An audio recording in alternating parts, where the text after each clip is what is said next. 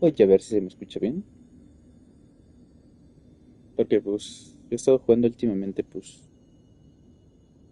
con audífonos inalámbricos. Obviamente solitario ocupando el micrófono del Play, el control del Play. Pero no sé si se escuche tan bien. Voy a averiguarlo. Un segundito, un segundito, un segundito, un segundito.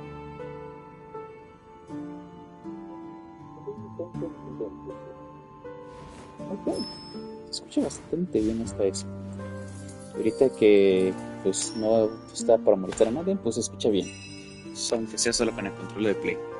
Además, espero que no les moleste el ruido del botones, aunque pues no va a haber tanto a veces, pero cuando se trata de enemigos y así, pues si no puedo dejarlo en automático, pues nos fregamos. Nos vamos con la historia de él o nos vamos con la historia de nuestro trazacaminos. Nos quitamos las ganas y nos vamos con Aventurino. O nos quedamos con las ganas y vamos con el trazacaminos. Quitemos las ganas por un momento. Pues espera, ¿a qué parte de la historia vamos? Ok, aquí se empieza a dividir entonces. Desde antes no se estaba dividiendo. Aquí es cuando se empieza a dividir. Como arriba y como abajo. Terminamos esta y empezamos esta. ¿Esto qué? Oh, cierto. Y eso que ya tengo menos misiones, que es lo que me sorprende. Porque miren, y eso que ya estoy haciendo misiones, Era un chingo más demoradas, pero ya es menos. Lo que tengo ahorita es un buen de azules. Pero ya es menos. Y una cosa más antes de que empecemos. Eso no lo hice, bueno, eso lo hice pues antes de que saliera el Cherón. Iba a decir el Arquino, pero no, es otro personaje. Antes de que hubiera salido a Cherón, me chingué todo este mapa, pero no me lo dejan mostrar. A huevo,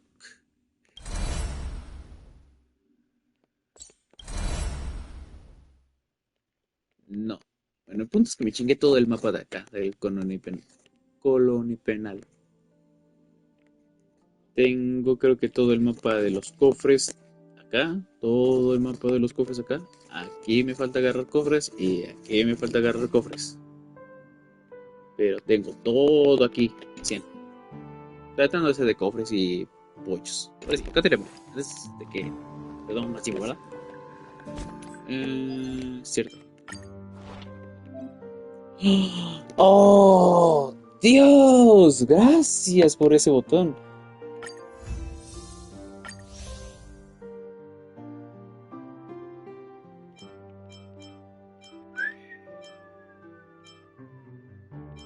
A ver, hay cosas nuevas, hay cosas nuevas. Limpieza y purificación.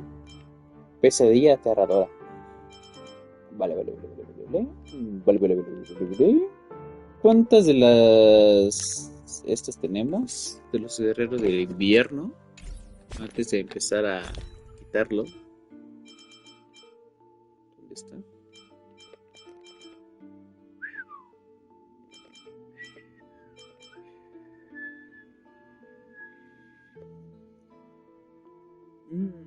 Como que ya falta quitarnos este de encima. Eso ya no lo vamos a quitar por el momento de encima. Y el cubito, güey, no seas mamón. El cubito y ese.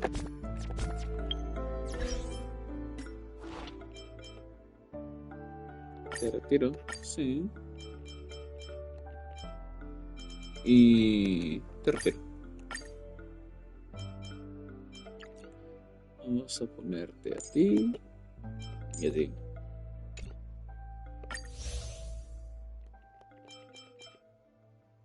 Y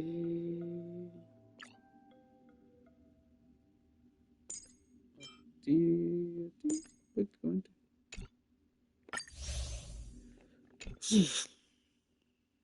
¿O va?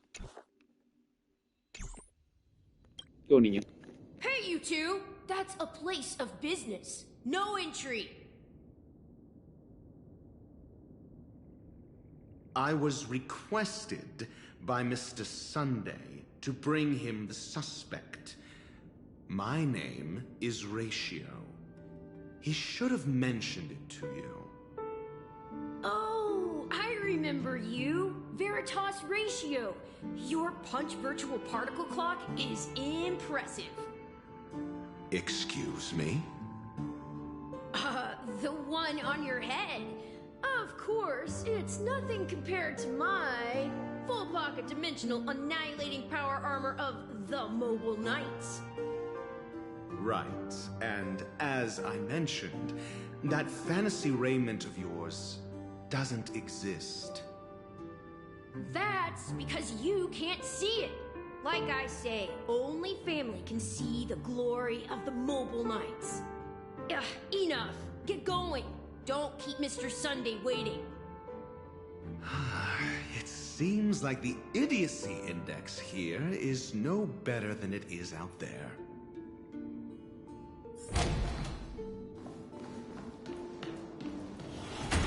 A dead end? The door is shut tight. Looks like we're on our own. I mean, there isn't a door. How did you get in before? For security reasons, the family built the administrative site deep in the dreamscape, with the mechanisms hidden in these Nightingale statues. The direction of the statues can be controlled. On the previous occasion, an attendant named Kona had gone to the side room to verify something before setting the statues in the correct positions. Well, maybe we should do the same. Let's go and take a look. Of course, we can also use brute force.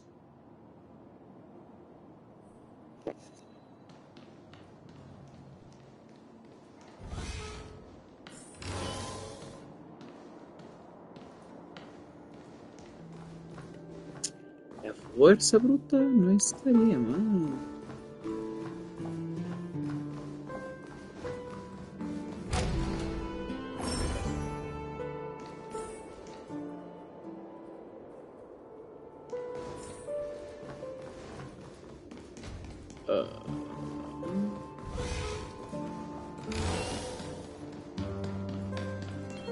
Uy, casi.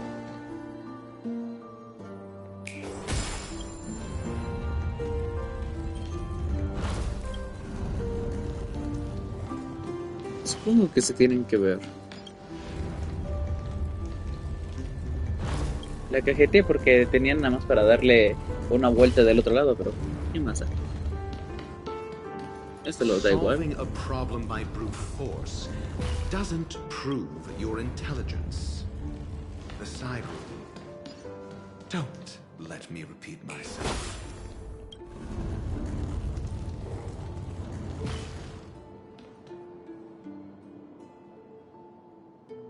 La habitación lateral.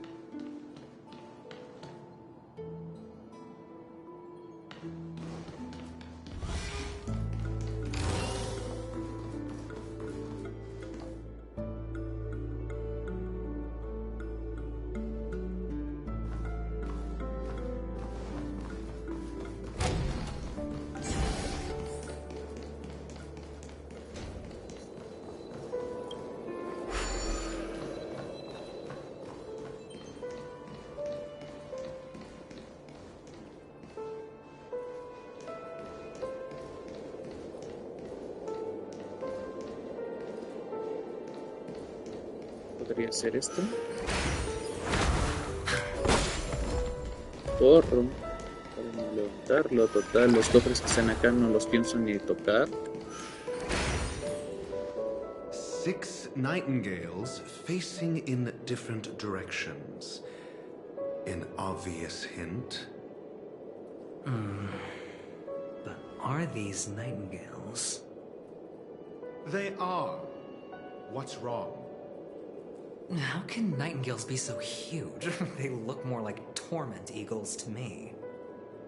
There are no eagles in the 5 families, only nightingales. Why am I wasting time with you on this?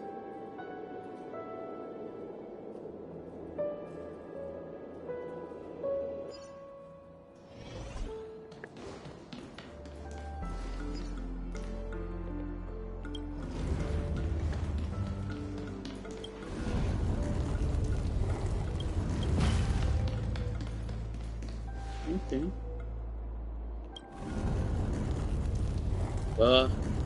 Deme de se voy a superar la control.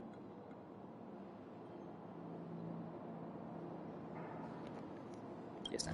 Para no lastimarle los oídos.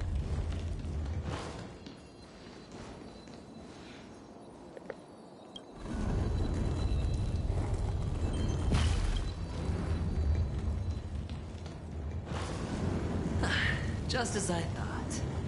Here's the correct answer. A truly miraculous discovery. Perhaps I should offer you the chance to join the Genius Society.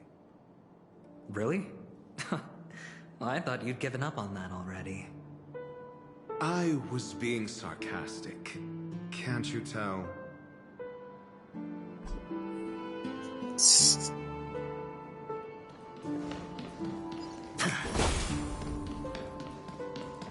Bueno.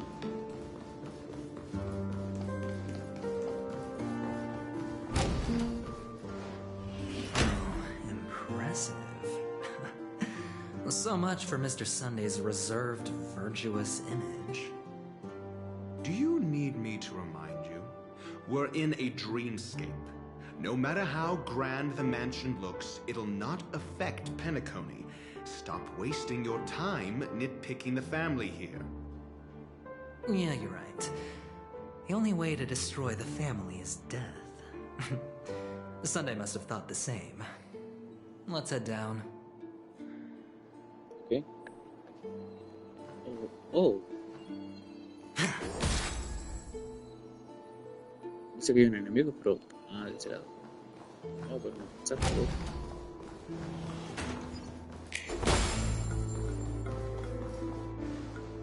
Solamente de este lado no se puede abrir este.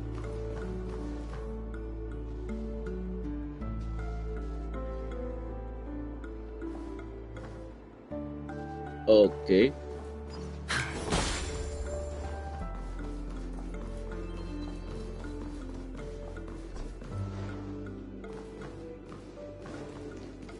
Cofre, cofre.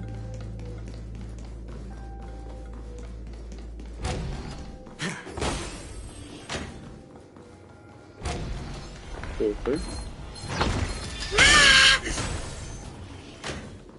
No entrar ahí.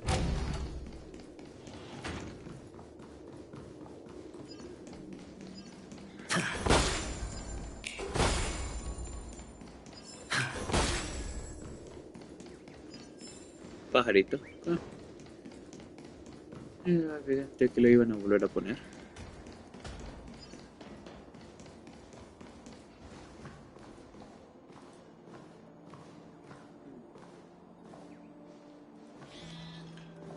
Esta es la zona principal, ¿no? ¿O es algo que están haciendo?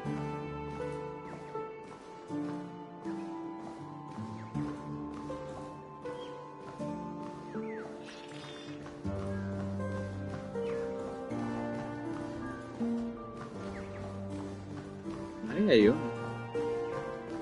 Pero no me sale la opción de agarrar o de quitar.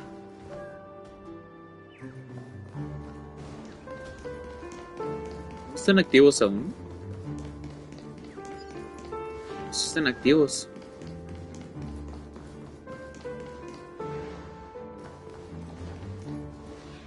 Hold on. Huh? What's wrong? Are we heading the wrong way? No, but this door is locked. My friend? Did you really make an appointment with him? It's a trial. You got to prove your worth to Sunday before you can speak with him. If I'm not wrong. We need to find a way to open the store in the hall, or this place will be our prison. Oh, an escape room. My favorite. Get serious. I've no time for games. Let's head back. The hint is probably in that prominent sandpit. Yo lo estaba viendo también. Wow. That's an enormous sandpit. I'd love to build a tall building for myself. Once I have enough savings. Oh, look. There's a noticeable gap in the model. I believe you're right. There wasn't a gap before. That man must have done it intentionally. Well, with your brilliant mind, you shouldn't have any trouble recalling what was here last time. Right, Doctor? Of course. Let's look around. When I see it, I will know it. Fine. Fine. Why do I feel that we're pursuing a degree in burglary now?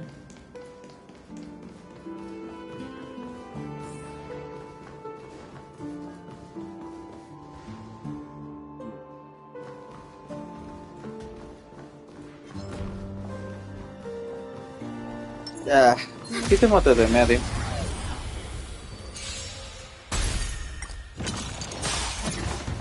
Ready for another? Network activate. Time for good old counterattack.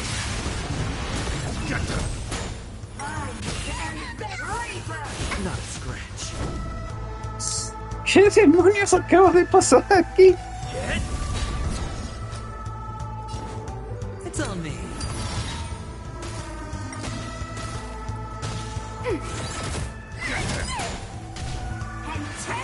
No dirty tricks, alright. Watch your head.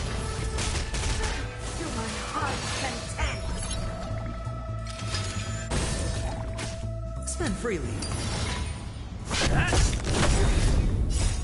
Land! Forward!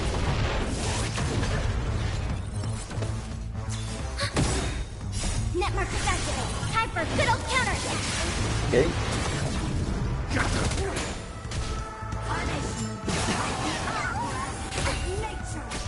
It's on me. Bust. Or maybe I'll take it all. Dineros. The combat report will be ready soon. Eso va a ser horrible porque esos cambian forma, güey. Pero cambian forma, creo que dependiendo de tus recuerdos, por el hecho de que estos enemigos no se encuentran aquí, güey.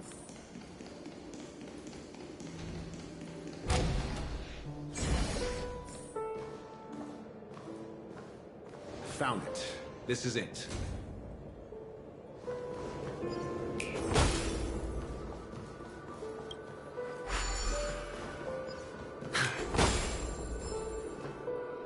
Genial, ya empezamos con los acertijos.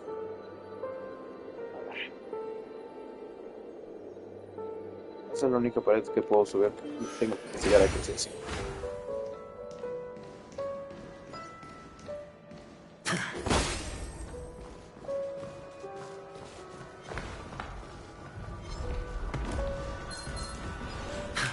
Corre. Esto sé qué es.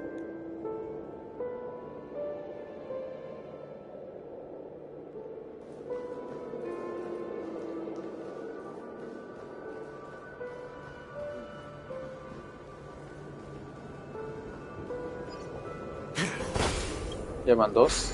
Bueno, van tres que he encontrado. De saber cuántos, pero van tres.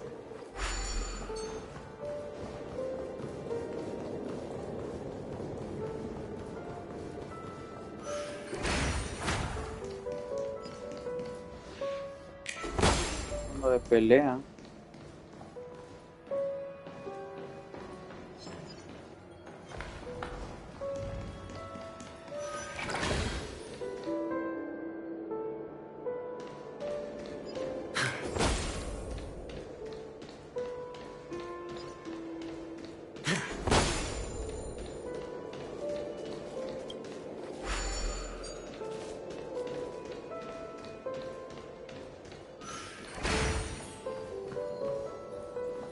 Me dio ganas de agarrarlo por costumbre. Ay, qué feo. Casi la And cago. the nameplate reads Gulliver's Arch. Well, I'm amazed you can remember something this tiny. You know, this reminds me of a tunnel I once saw that could shrink people who passed through it. If I were you, I would shut my mouth. It's wise to remain silent when you should.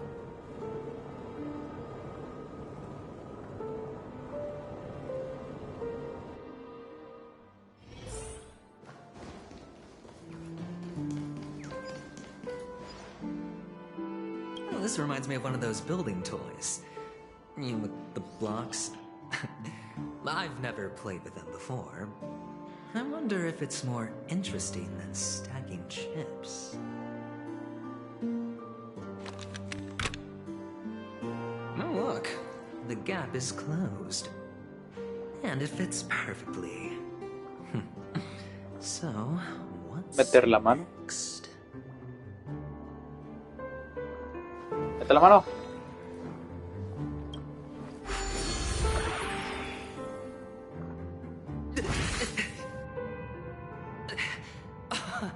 Oh, good heavens. Did I drink? Am I still in a dream?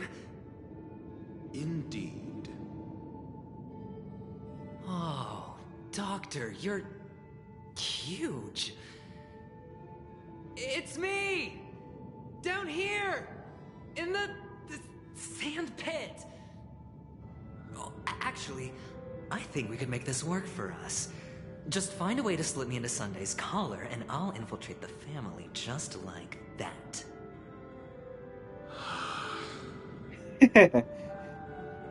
Oh, fine. I was just kidding. Let's find a way to open the door. ¿Dónde está el globito? ¡Hijos de puta!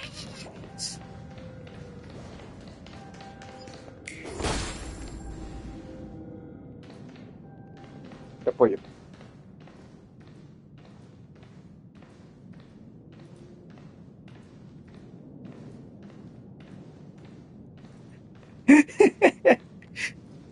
Vámonos.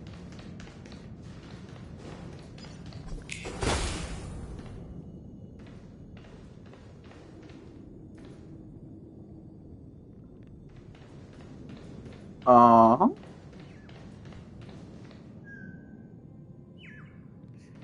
Veo que puedo regresar aquí cuando quiera, de este tamaño. Sí, güey. No, espérate, no, ese es un puzzle que tenemos que hacer. Voy a investigar.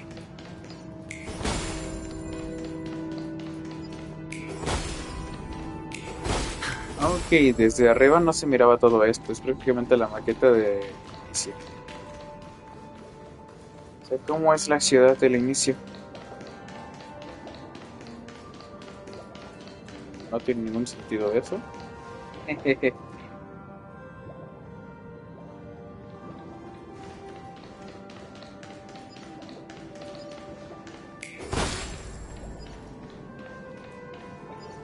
Obviamente aquí hay cofre.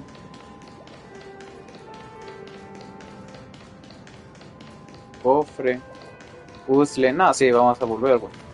Mejor no toco nada.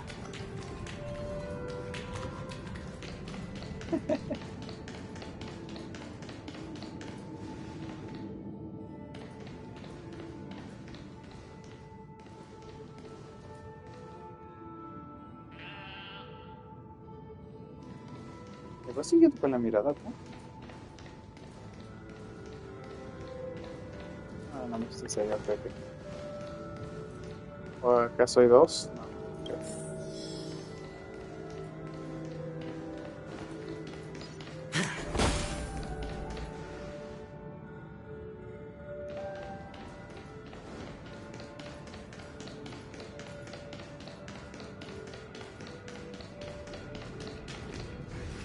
Hello! Welcome to the Golden Hour base model. I am an Oak soldier. I will be here to guide you through the tour of the base model. Happy to be of service. And tell me about the tour. Hello! Welcome to the Golden Hour base model. I am an oak soldier. I will be here to guide you through the tour of the base model. Happy to be of service. Generating guide. Please wait patient.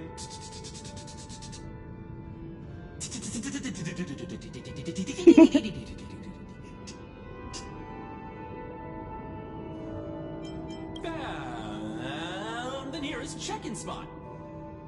Please look behind me. A capsule machine model.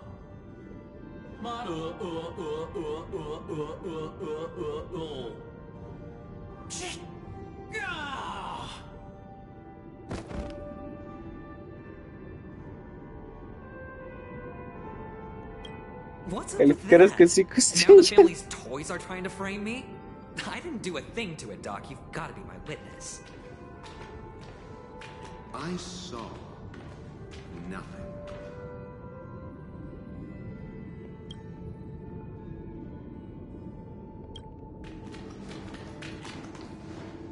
Oh, capsule machine. There's no mechanism on the floor. Could there be one at the top? Doctor, do me a favor.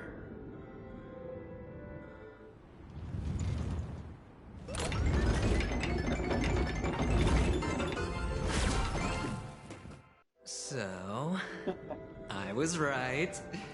These models have interiors that look exactly like the real buildings. The only difference is that no one lives in them. Funny that Sunday puts a miniature that makes him seem like a giant by comparison, right where he can see it first thing in the morning. Insecure much?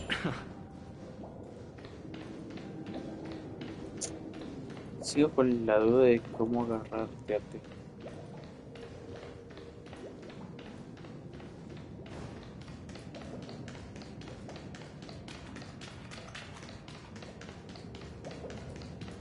Nah, no puedo hacer eso, güey.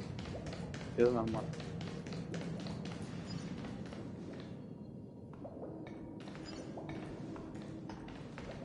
Le doy la madre. Creo que puedo evitar la pelea. Oh, one of the fragments flew upstairs. I'll need to use the pinball machine to flick myself up there. But it's tough.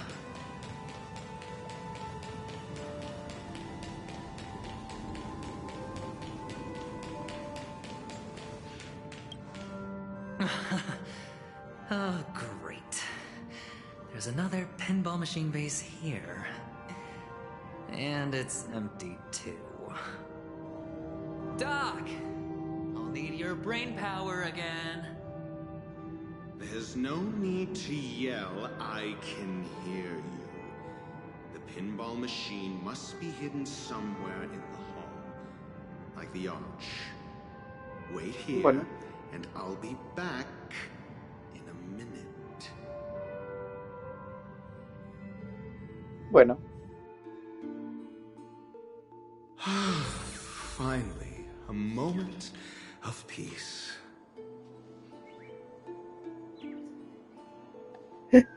Al fin. Un momento de paz. ¡Ese puto pájaro no me está dando paz! Shake a leg. ¡Este Without the pájaro! pinball machine, neither one of us is going anywhere anytime soon. ¡Este maldito pájaro no me está dando paz! ¡Hijos de puta!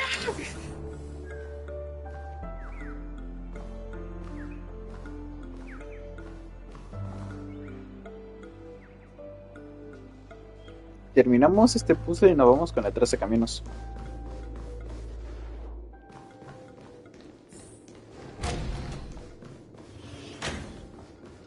Debo mejorar mi trato rápido también, güey. ¡Ay, cabrón! ¡Ay, cabrón! ¡Ah, cabrón! ¡Ah! ¡Hijos de puta! ¡Sonas, estoras! ¡Hijos de puta! ¡Qué chingados es eso!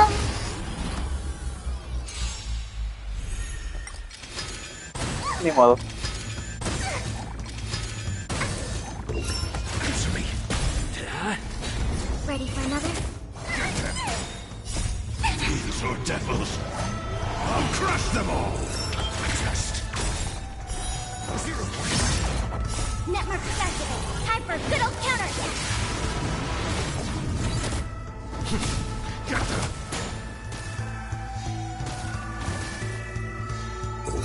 Answer me.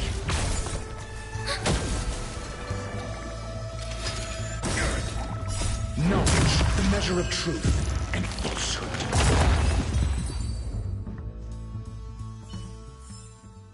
Did I win? Did I win? Not even a thanks. That's it. Pleasant moments of solitude are always fleeting. Oh,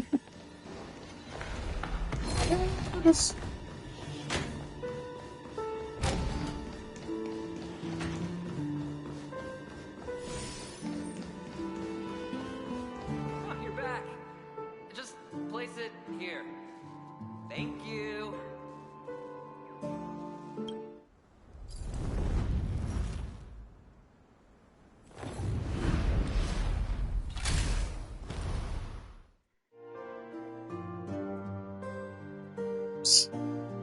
Thanks, Doc.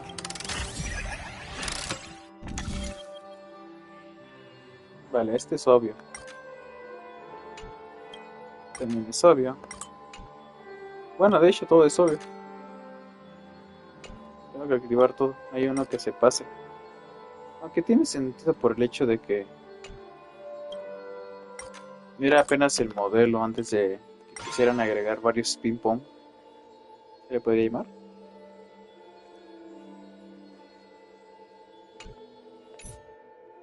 Dame un segundo antes de avanzarme. Acabo de ver algo.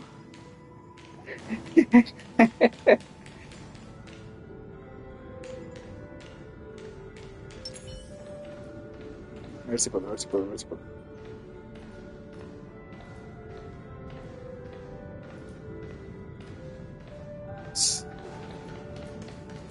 A ver si no tengo que hacer todo eso. Genial.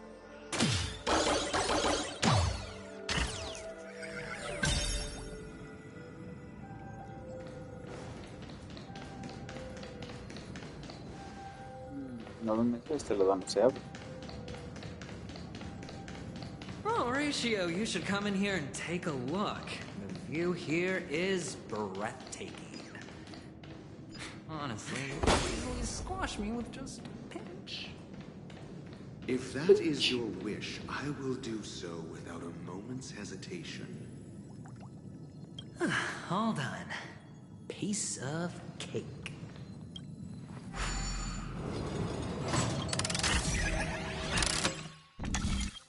Voy a aprovechar y hacer esto.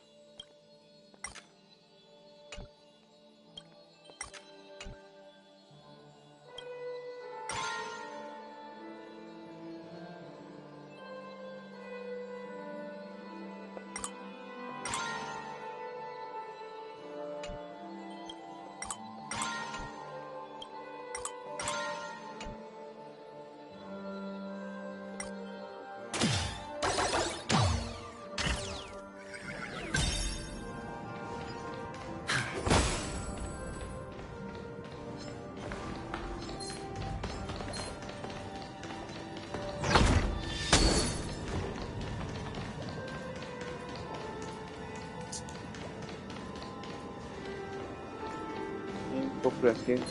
Igual el cofre, cabrón.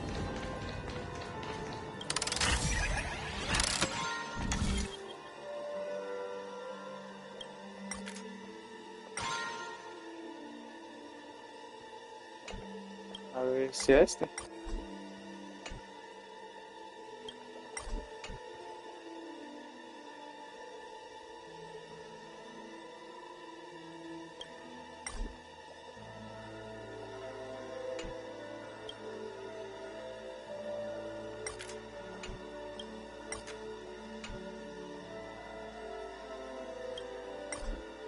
Ok.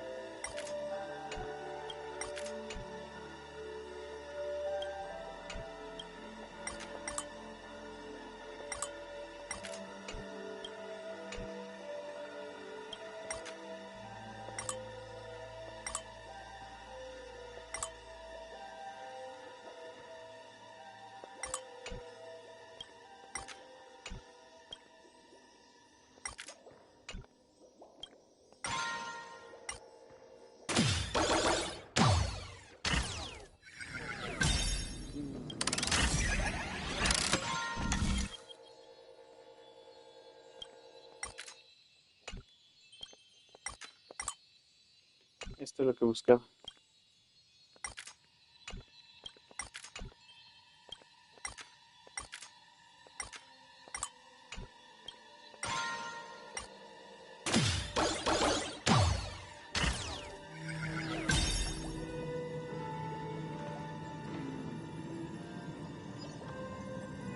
Nada, ¿verdad?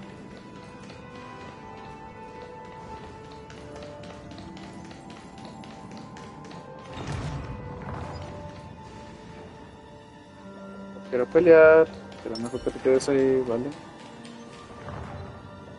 Estoy buscando otra cosa. Ahí. Y de verdad, hay que tocarlo. A ver. Ah, ok. Lo agarro desde ahí. Podría agarrar este cofre para no volver aquí, pero vamos. No voy a tocar nada. Entonces el pájaro es desde ahí. Desde acá. ¿Vale?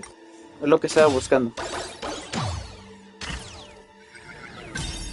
Que sea posible agarrarlo sin que sea obligatorio en la historia.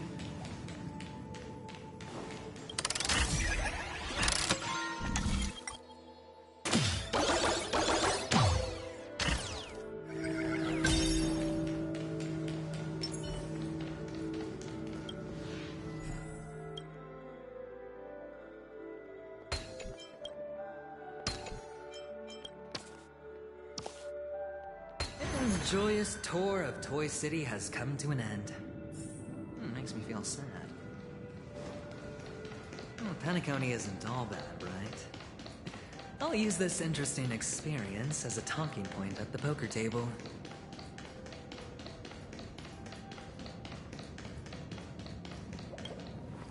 Vale.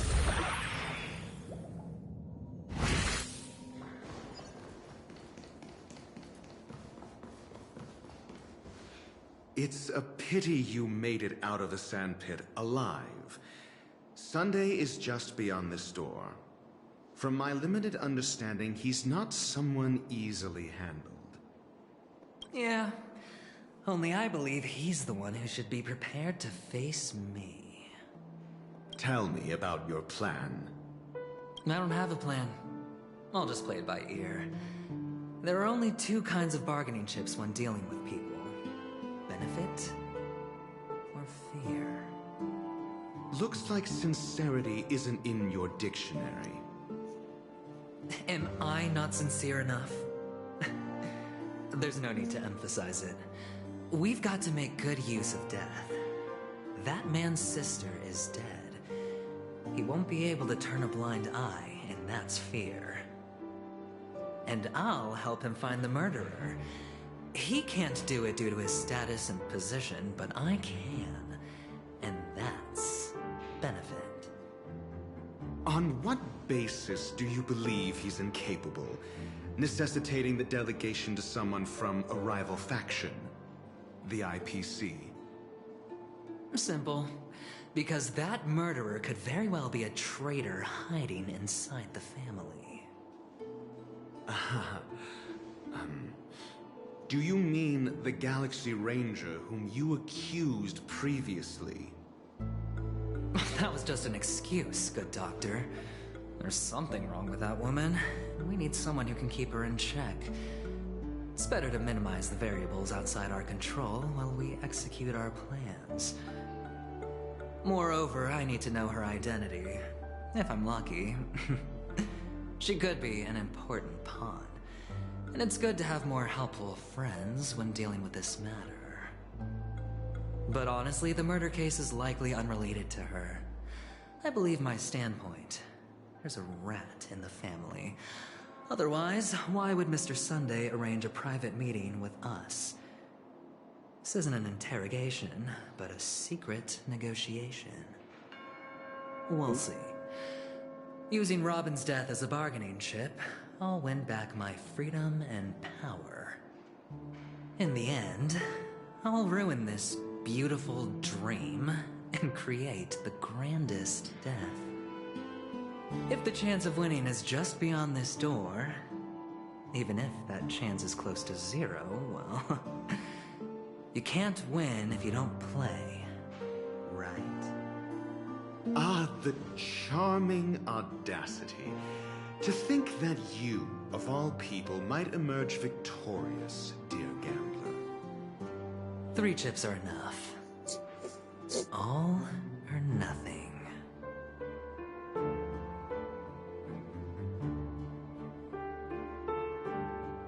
Increíble. Pero adivina qué. Vamos a dejar aquí y nos vamos a ir a la de tras acá. No sé, me dan super chance porque estoy haciendo el teléfono. No tenía opción.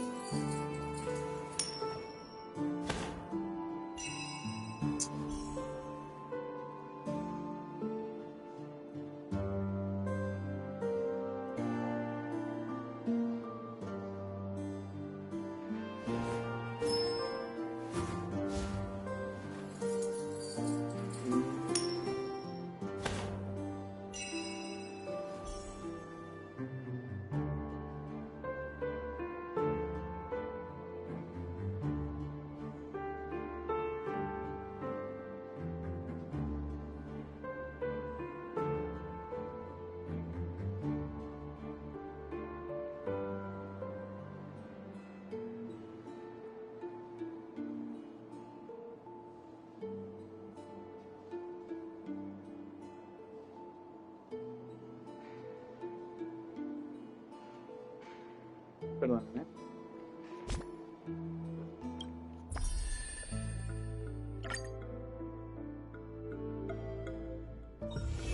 It's getting late.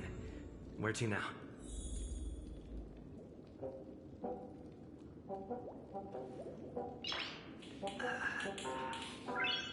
Nice.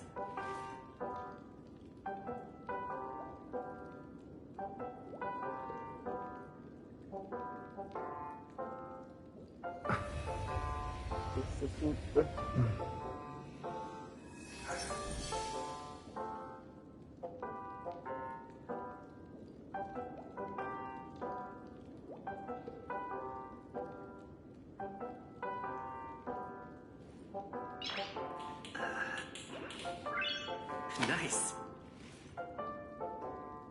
Mi amor. Perdón, ¿eh? Sí, estoy checando cosas de aquí. De la escuela. Ya sabes, la escuela también es importante, mijo.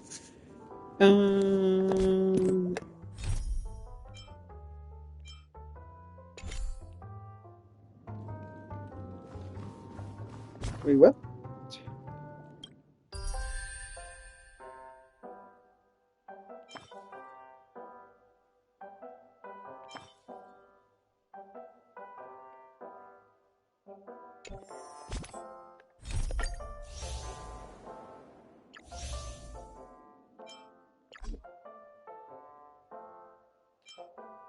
Ah, ok. O sea que no puedo pasarme cuando yo quiera. Puedo escoger qué camino seguir una vez que termine, si se llega a dividir los caminos.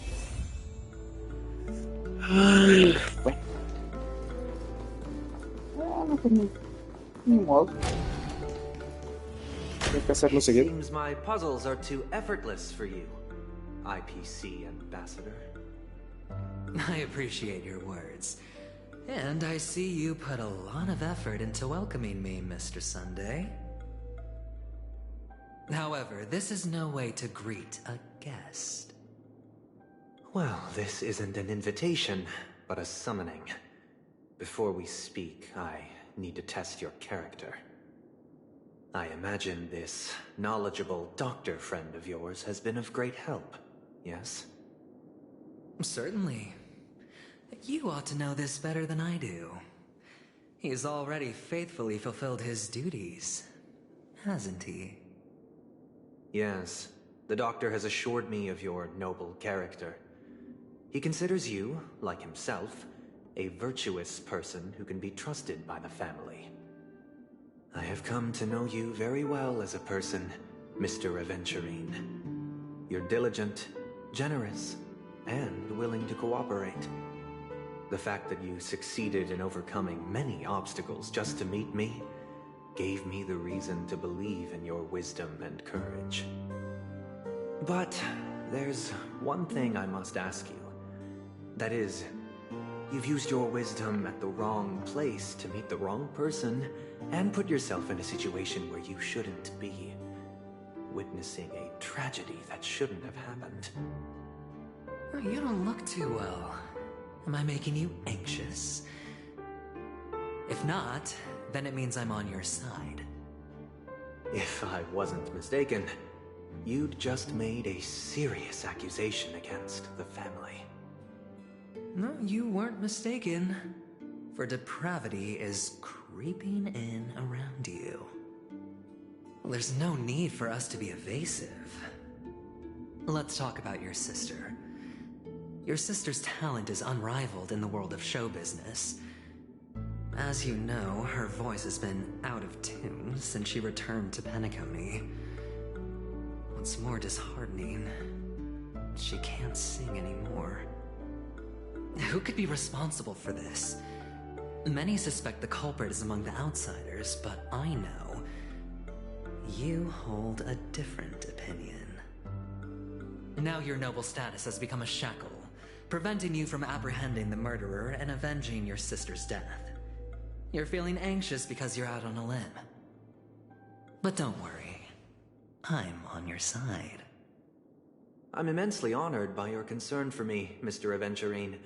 Since you're so selfless and generous, I believe you wouldn't ask for anything in return, would you? Well, naturally, you wouldn't incur any loss from this. I just want to reclaim what is mine. My liberty and the personal items under the family's custody, the bag of gift money, and... the box in which the cornerstone is stored. That's right. Cornerstone. I've heard it's a treasured asset of the Strategic Investment Department. A sacred stone that seals the Preservation Emanator, granting significant power. And every liquidation specialist holds one. For an object so precious, it probably comes at an even higher price than other forms of recompense. Well, I'm sure you're aware of the high level of risk I'll be undertaking to bring the truth to light. Mr. Aventurine, when you are out and about, do you always make adjustments to your appearance? Your tie should be on the center line.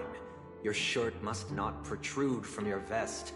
Your trouser creases should be perfectly straight, and always aligned with the tips of your shoes. Of course. But I don't, because it's not appropriate to do so in public. You should make sure everything is presentable and in order before leaving the house. I'm not the kind that takes risks. The cornerstone must be in the custody of the family. No room for negotiation. Please. Don't let me turn you down twice. Sure. The gift money is good enough. I suppose you wouldn't mind that. After all, a merchant can't function without a bargaining chip. You compromised quicker than I thought. Unfortunately, it's a gambler that needs a bargaining chip, not a merchant. I can give you your gift money, but before that, I want you to tell me.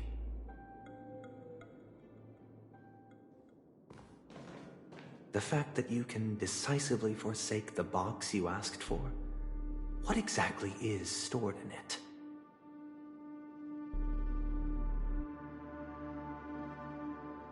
Oh, triple-faced soul, please sear his tongue and palms with a hot iron, so that he will not be able to fabricate lies and make false vows. What have you done? Under the light of the harmony, all wickedness is revealed. I implore them to shed their light, and I'll ask you questions on their behalf. Next, you have 113 seconds to prove your innocence and gain my trust. And if I refuse to answer? You can try, and we'll see if the harmony rejects you. Question. Do you own a cornerstone? Yes. What a simple answer. You, too, understand that idle chatter leads only to poverty. Did you hand over the cornerstone to the family when you entered Penacony? Yes. Does the cornerstone you handed over to the family belong to you? Yes. Is your cornerstone in this room right now? Yes. Is your memory free from any kind of tampering or deletion, encompassing but not restricted to the techniques of the Garden of Recollection? Yes. Are you an Avgin from Sigonia? Yes. You even know about that? Do the Avgins have any ability to read, tamper with, or manipulate one's own or another's mind? No. Does it matter? Do you love your family more than yourself? Yes. All the Avgins were killed in a massacre. Am I right? No. Are you your clan's sole survivor?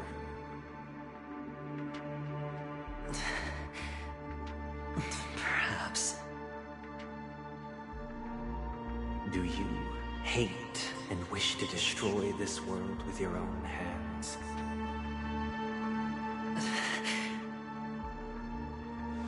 I don't know. Interesting. Now, the final question. Can you swear that at this very moment, the Aventurine stone is safe and sound in this box?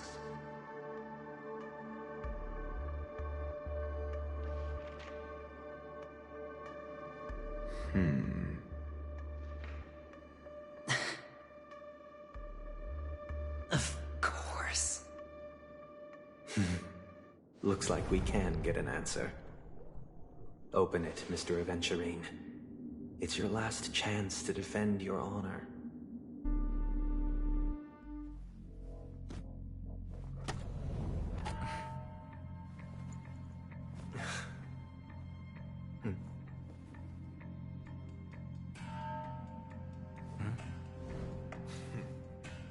Please.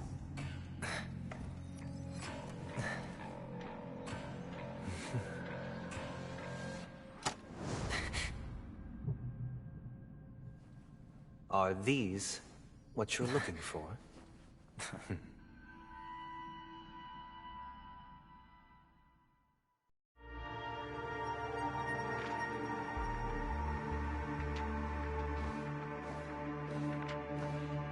Since you came as promised, learned doctor, does this mean that you are willing to take the side of the family in this farce?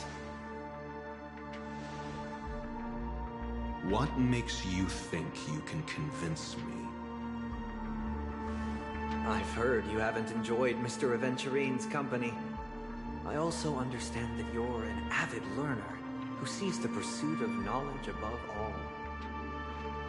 In that case, you ought to realize that a competent scholar knows their position and wouldn't forsake more vital matters for the sake of petty pride. If you agree to assist the family, I'll share our research findings on the Stellaron. You must be quite aware that, besides the family, no other faction is willing to share such information.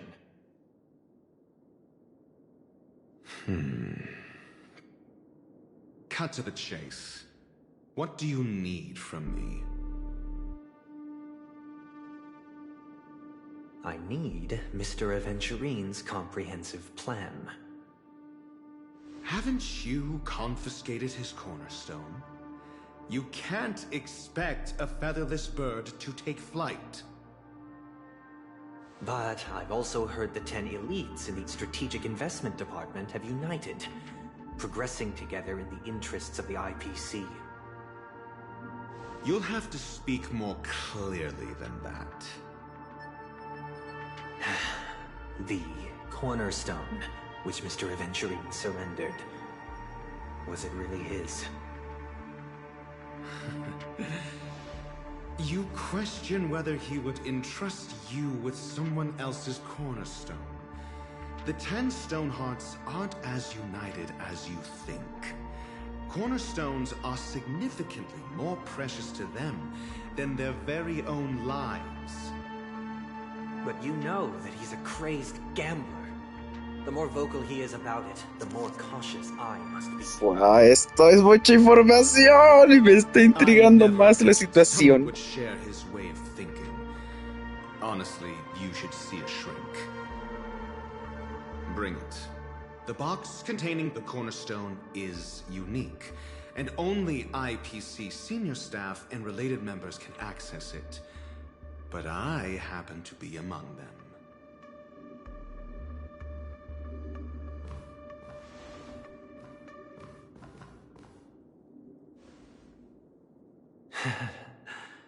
I appreciate it.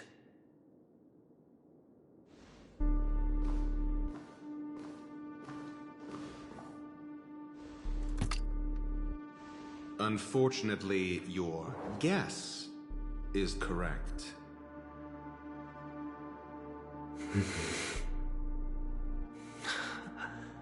The golden stone. Its color and glow are similar to that of Klepoth's body. This is the very ruse he intends to use to fool you. He won't reveal to you that the 10 Stonehearts chisel their own will into the cornerstones, granting them an unparalleled radiance. And this golden statue is also known as Topaz, not Adventurine, and it belongs to Topaz. So, do you wish to confront him? Not at the moment. I'm more interested to know the location of his cornerstone. The safest place somewhere you'd never think of. Because he never intended to hide it. In fact, that cornerstone has been in your hands from the very beginning.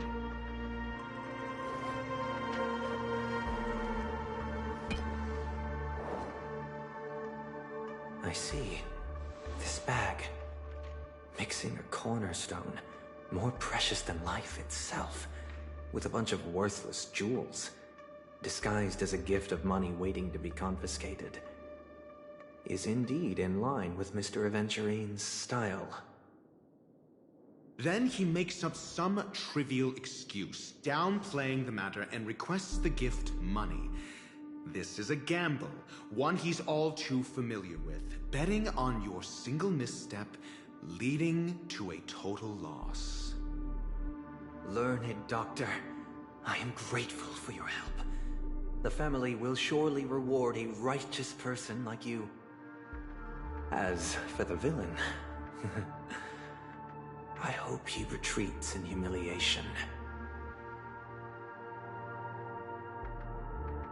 It was all thanks to your friend with a keen eye that I could add a blot of utter failure to your storied career.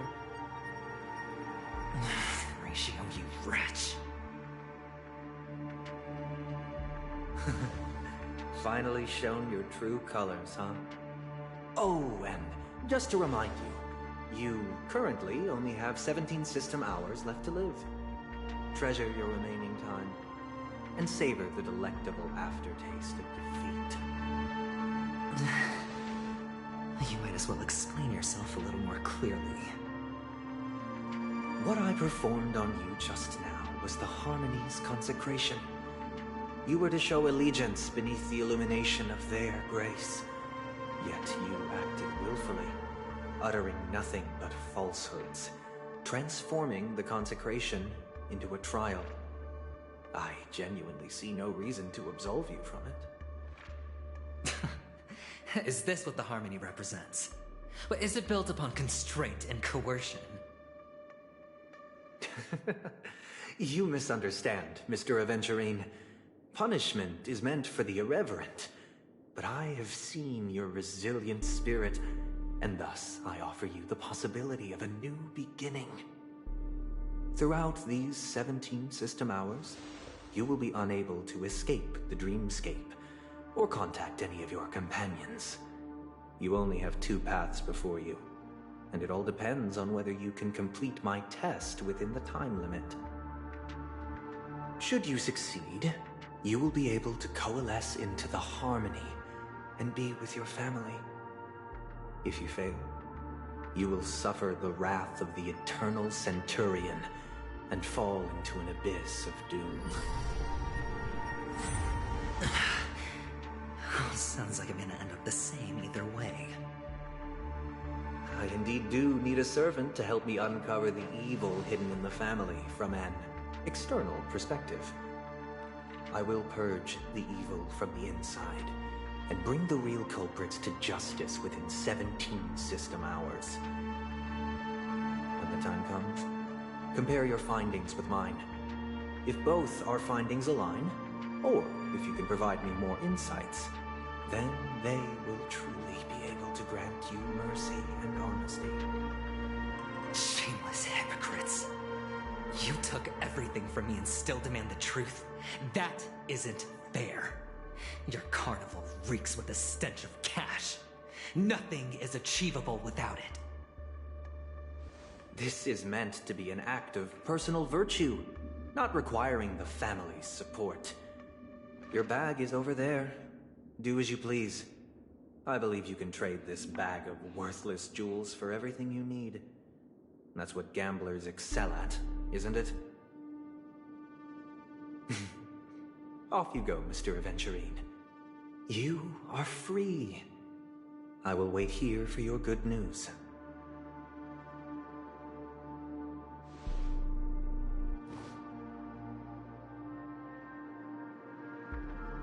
This meeting isn't an interrogation or a negotiation. It's an outright execution. Why would I do that, Mr. Aventurine? I'm just wondering what a passerby who stumbled upon a scene of a murder could have found out. That's all.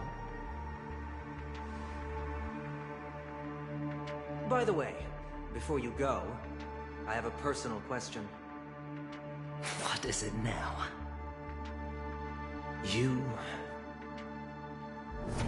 Do you truly wish to bring about the destruction of this world?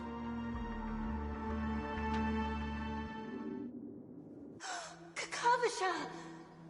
Where did you go? Oh, are you injured? I got it back, sister. You went to look for them? That's too dangerous. It's just a necklace. It's neither food nor water. We can survive without it. I can't live without you, little brother. Promise me not to look for those catechins again, okay? Sister, don't be afraid. The catechins are fools, but I'm smart. I played a game with them, and I won. Won? What happened exactly? Tell me. I made a bet with them. The two birds in the desert and me. Who will die first? I won. They suspected me of cheating, but I didn't. I won fair and square. Of course you'd win. You've always been a lucky child. Gaiathra Triclops must be watching over you. But that's no reason to push your luck by going up against those bloodthirsty, cruel catechins. Have you forgotten how Mom and Dad... Look, this is just a necklace. But Kakavasha, you are my only family.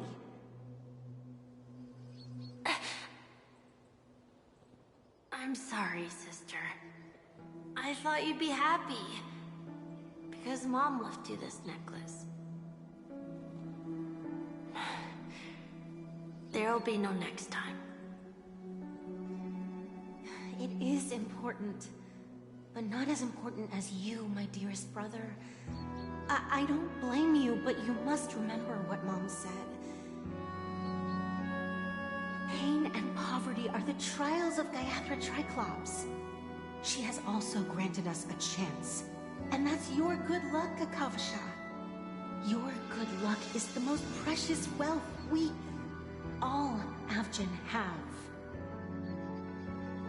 You're a child blessed by Gaiathra Triclops and can lead the clan to happiness. So always remember to protect yourself and never resent the pain and poverty you're going through. All right?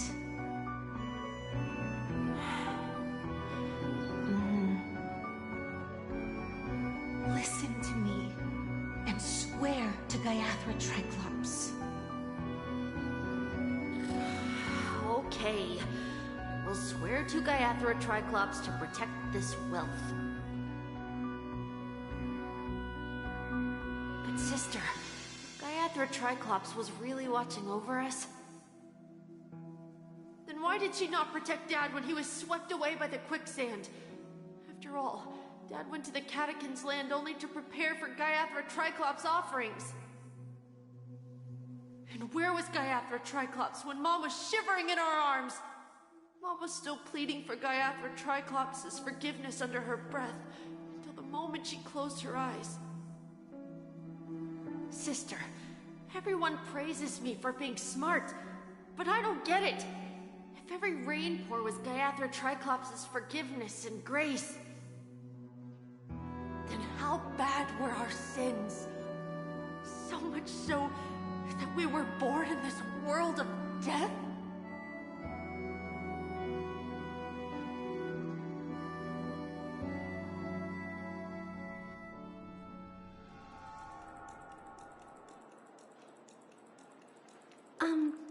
¡Qué hijos de puta, güey! Me dejaron con ganas. In the Iris family archives. The photo you provided also doesn't show any matches. Just as I thought. I'd like to ask, what kind of traces do people leave when they enter a dream? Are you referring to the records when you enter the dream pool? The equipment will monitor physiological indicators such as heart rate, blood oxygen levels, and body temperature in real time. This data will be included in statistics and handed over to the family for the screening of any data anomalies. Immediate action will be taken once any illegal behavior is detected.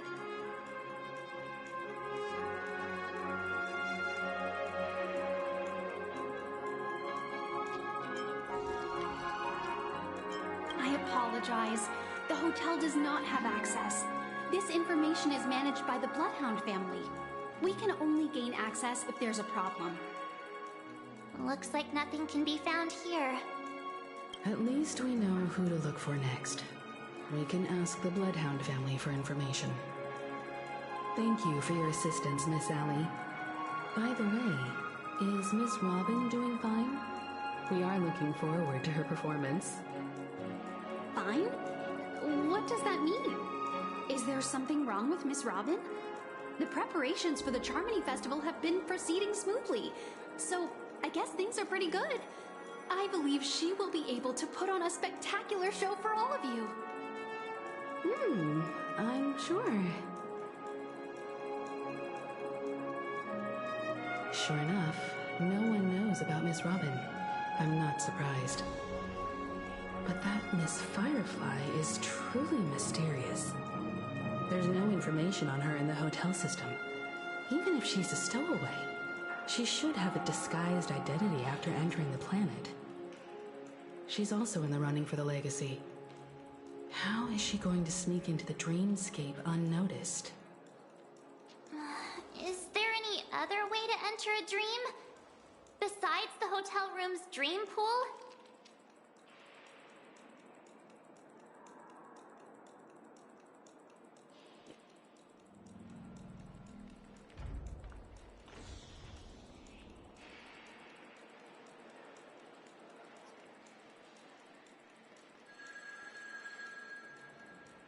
The Memo Keepers have abilities that are difficult for normal people to comprehend.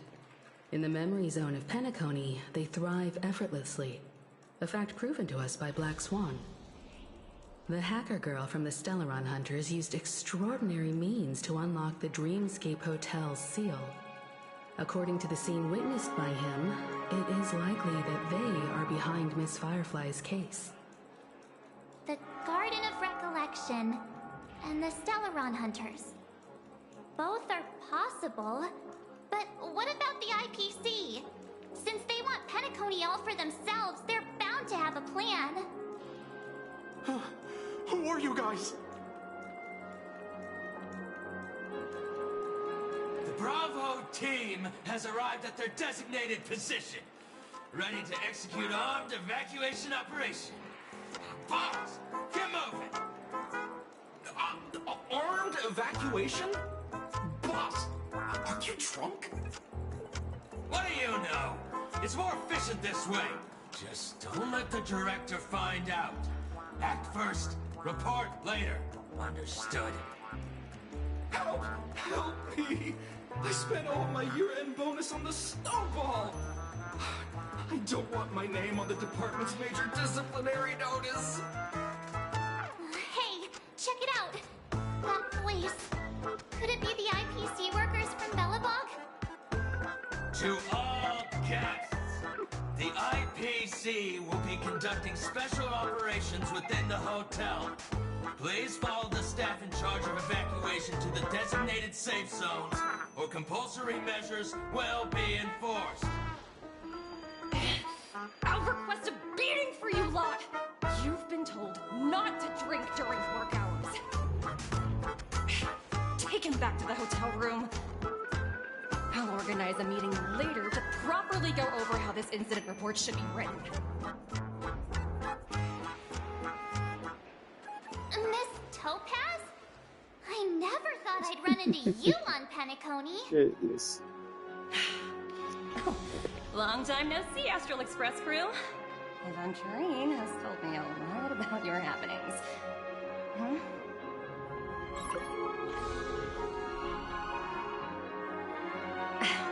It's fine. Do as they ask and try to avoid any conflicts with the family. Report to me before taking any action. Yes, all right. As you see, the IPC isn't very popular here on Penacony. Cordiality from the family is a mere facade. The former frontier prison has turned around and cuffed its shackles on the IPC staff now. Only Aventurine, who carries an invitation, is allowed to attend the banquet. An entourage like us, we can only sit around in the reality hotel, unauthorized to even enter dreams. No wonder Aventurine's scrambling to partner up with someone. The IPC can't back him up in the dreamscape. His situation isn't optimistic, I hear. You're all helping to investigate some dirt on the family, are you not? Let me know if you need anything outside the dreamscape. The IPC always treats its partners well. Thank you, Miss Topaz. We're on our way to the Hounds to verify some intel. Perhaps you've had dealings with them? Yep. They're tailing us right now. Why not go and talk to them? It'll take the spotlight off me. Being constantly stared at is really uncomfortable.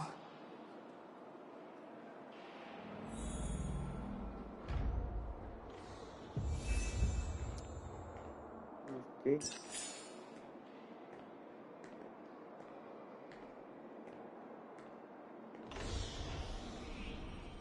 Ya me derechas.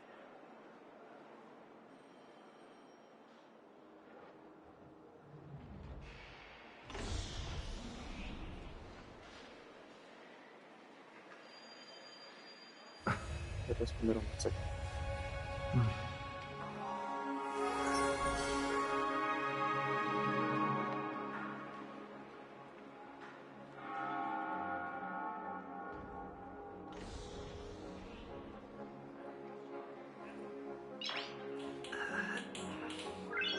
Nice.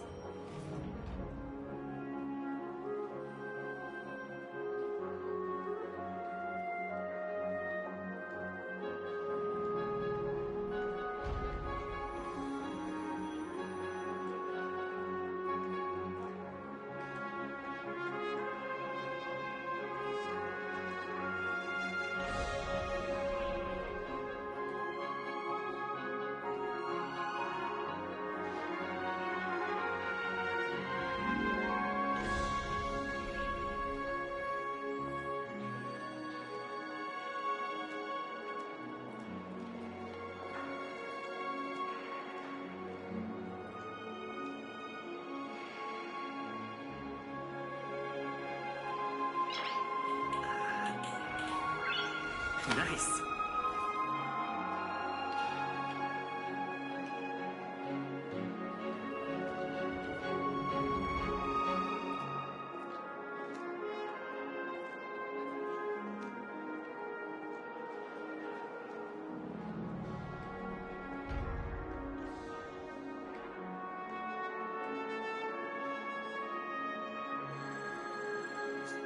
Ay, Dios, sacar la carne. Ahorita vengo, voy a sacar la carne para descongelar. Nice.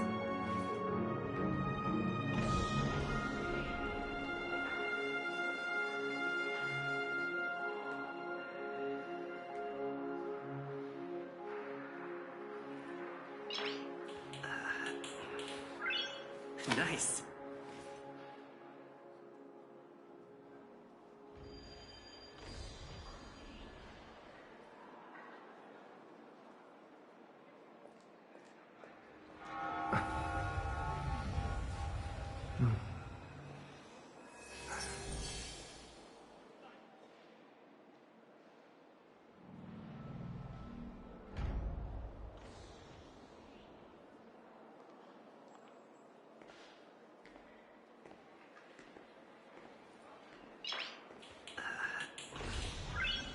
Nice.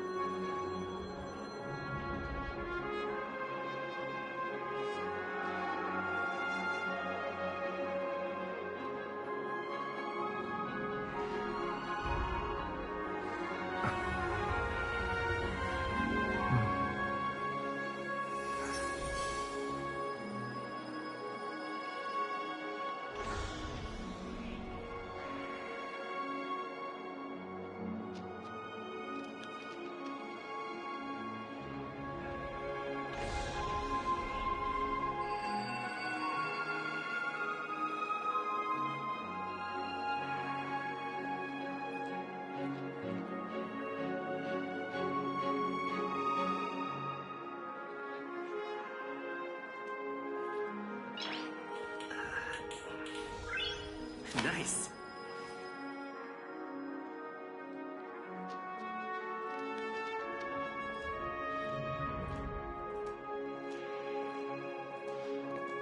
Ay, ay, ay. Mis lentes, que no me los he puesto. A ver, los voy a limpiar aprovechando.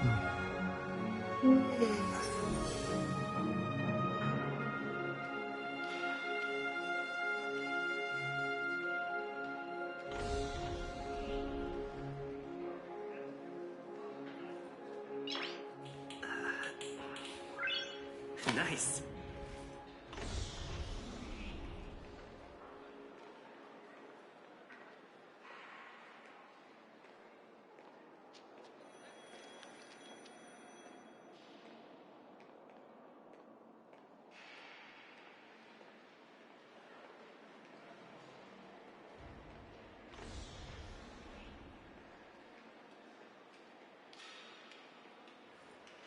Creo que ya.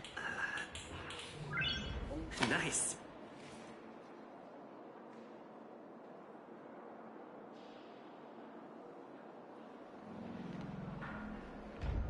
Y ya estaré. How does it feel to be in business with Aventurine? I bet you're not used to it. That's just his style. All or nothing is his mantra. He's always cozying up to his clients while egging them on to undertake some dangerous assignment with him. But everyone has their merits, so I won't comment further. But Aventurine's luck has always been good. He's always closed all his cases without a hitch, and basically never lost a gamble. Which is why, on the issue of retaking Penacony, I'm watching with keen interest.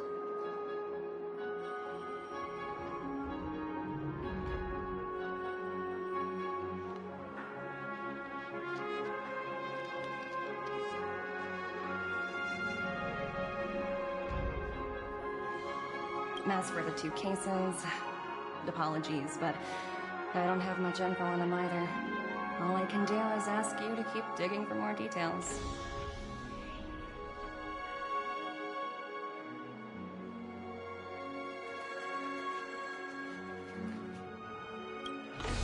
We're carrying out our captain's orders. What do you want? We made a mistake last time, and we're working hard to rectify it now. We don't have time for anything else. Surveilling the IPC executive Topaz, ensuring that she stays put at the Reverie Hotel during her time on Penacony. We've got the right one this time. So that's it. They were the pair who were after Firefly at the time.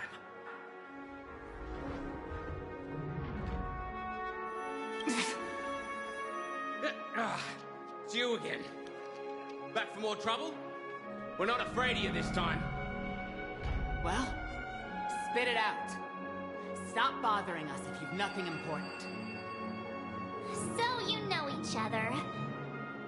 Why do you keep running into people you've beaten up before?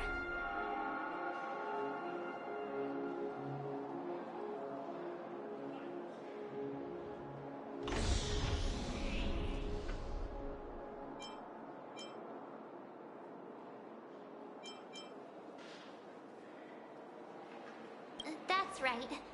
We're investigating a murder for the family. Can we speak to your captain about the case? Well... Hey!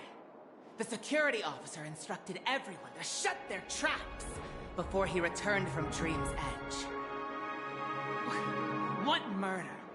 You'd better stop spouting nonsense. Yeah, that's right. We have nothing to report. Please leave. Looks like they're not going to cooperate. But they did at least tell us that the captain is at Dream's Edge.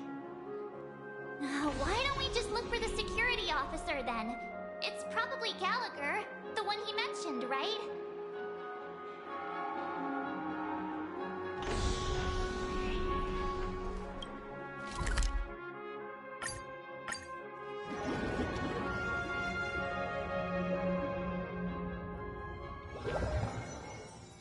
Such tight security.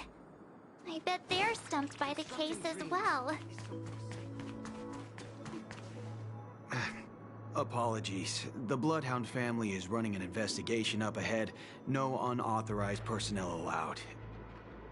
Hold on a minute. I think I've seen you before.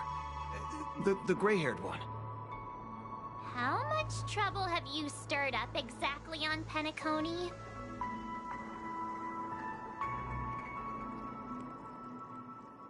Not possible. It was you the last time, yelling about some clockwork friendship while beating me up with that silver-haired girl.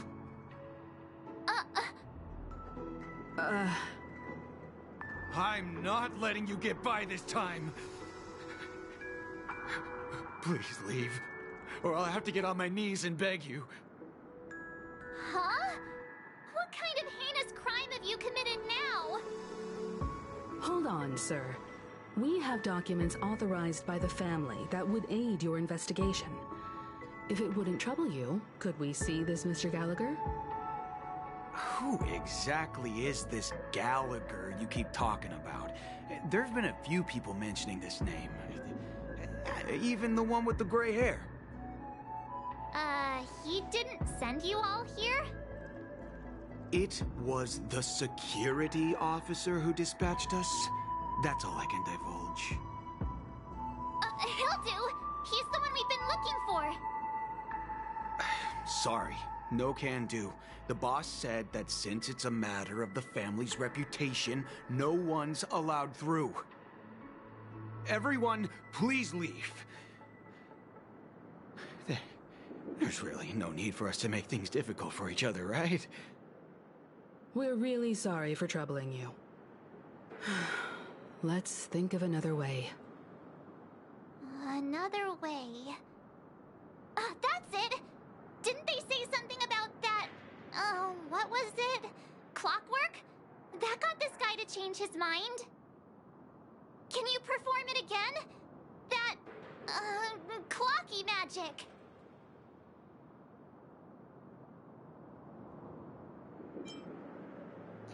No deberíamos hacer cosas malas. It's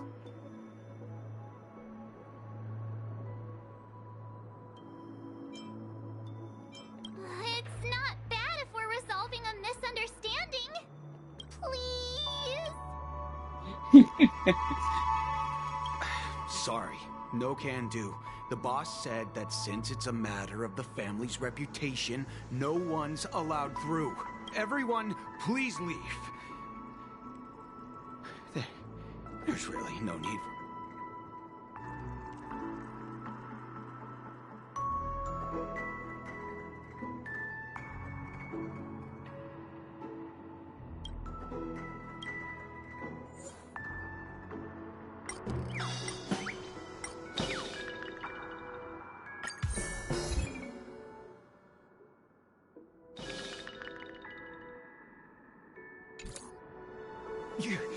You lot insist on doing this. Sorry, but human lives and the family's reputation are at stake. It is imperative. No, I meant to say, do I really have to get down on my knees and grovel? I didn't think you were the type who would kick someone when they were down. If that's the case, I'll just have to acquiesce to everyone's wishes. Lower my esteemed head and plead with everyone. No. No need. Standing is just fine. You don't need to do that. Looks like he still doesn't want to divulge anything.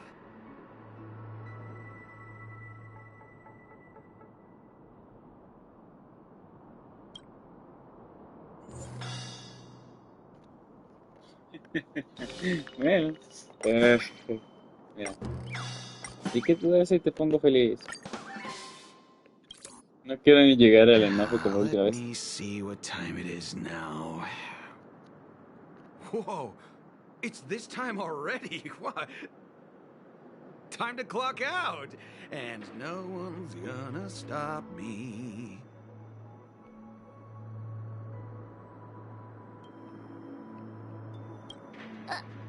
What? Huh?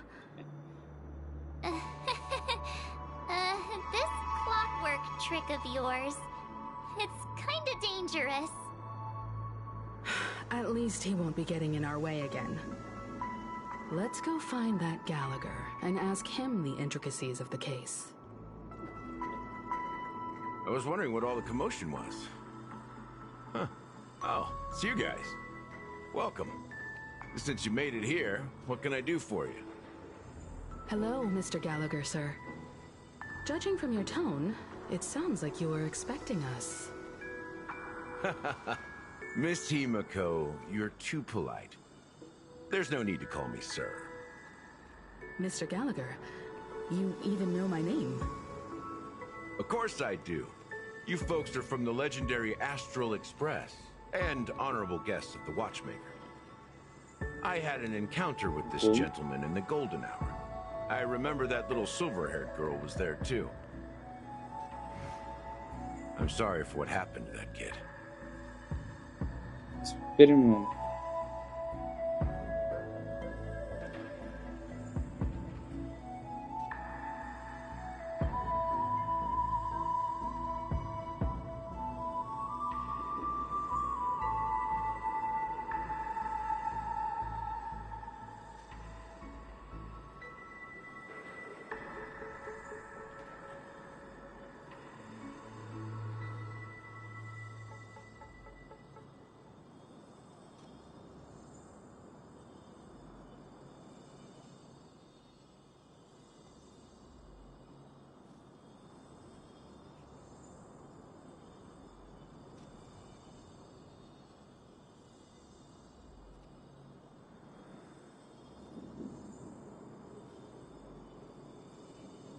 ¿Qué me siento?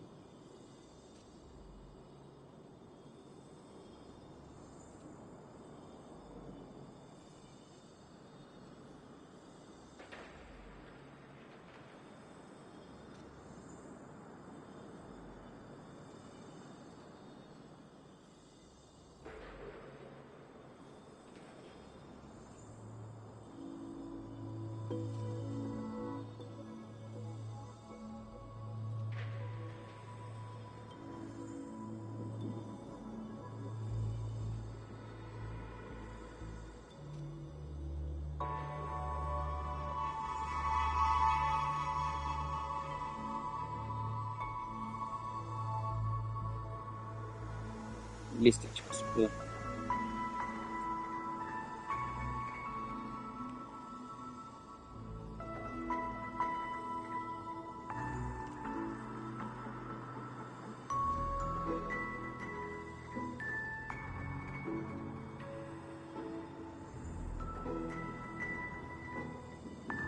Listo.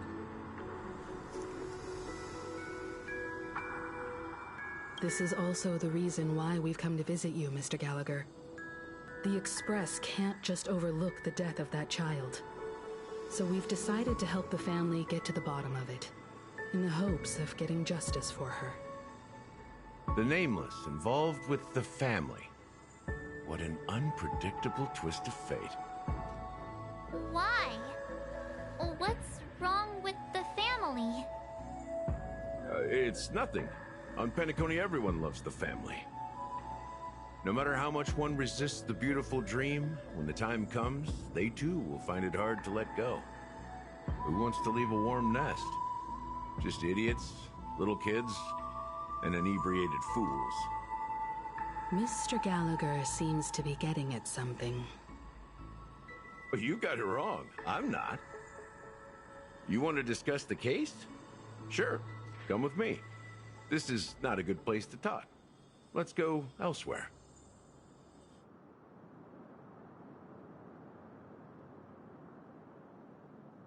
¡Ah! Agarró mi cabello los lentes. Even after that chilling tragedy, this dream is still running effortlessly. Other than the family of the Harmony, it's hard to imagine any other power in the universe that could sustain a building of such magnitude. The family itself is a huge, perfect building. Like a living idol. Each member of the family sees themselves as a piece of the divine puzzle, revolving around a singular core and a shared ideal. Under their command, they loyally fulfill their roles, offering themselves while also receiving sustenance in return. Interesting analogy. Perhaps that's why Penacony's beautiful dream has persisted for so long. But the human body has its limits, and so does the Divine's. That doesn't sound like the kind of comment a Galaxy Ranger would make. Just pointing out the facts. Mr. Yang will definitely. Why do you say that, Miss Acheron? The beautiful dream is crumbling. But not because of a particular eon, a particular faction, or a particular visitor. Its collapse stems from a certain inevitability of human nature. The family refuses to acknowledge this, and it has ultimately backfired and become a catalyst. As people immerse their souls in the dreamscape, where consequences and pain cease to exist, and only ease and pleasure prevail, they draw closer and closer to necrosis. Regardless of the perceived bliss, death looms as the inevitable conclusion. Also, this necrosis will diffuse and spread. One piece of the puzzle's mutation will eventually cause the entire building to shake, break, and crumble. In the end, the dreams that people built in the name of freedom became the cage that imprisoned them. I'm sure you've gained a lot from this trip, Miss Acheron. Are you willing to share your findings with me? Of course. That's if I remember.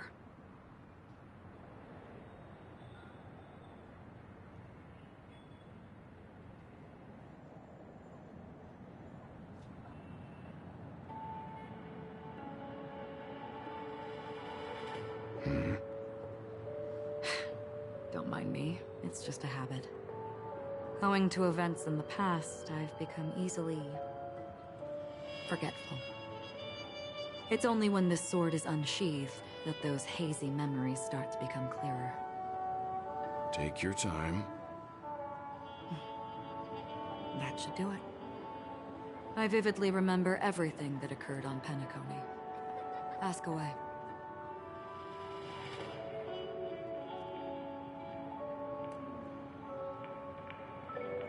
Perdón, me estaba limpiando mis manitas para no ensuciar los lentes y el control. Me estaba limpiando con la misma toallita húmeda que agarré para limpiar la tele y el control, aprovechando. A ver, cerca del momento de la The aurora. moment of daybreak. I've heard that's where the Dawn Factory, which processes the foundation of the dreamscape, is located. Behind the dreamscape's song and dance stand many imagination factories. Workers create all kinds of whimsical works day in and day out in their dreams. Then they return to reality and sleep on a narrow bed in a room. A far cry from luxury. They say it will suffice. Experiencing the bizarre and motley dreamscape is the best reward. There I encountered a young woman who had just come of age. The perfect time to indulge in beautiful dreams. Her greatest wish was to one day move to the golden hour and see the magnificent garments she had woven with her own hands. For certain reasons, her wish was difficult to fulfill. But I managed to bring her a garment. Gilded Hour. It's said to be Penacony's currency center. Yes. It is a fortress-like financial city, the economic heart of the dreamscape. The Pepeshi people of the Alfalfa family are there to keep it running, sending blood that is made from money everywhere on Penacony.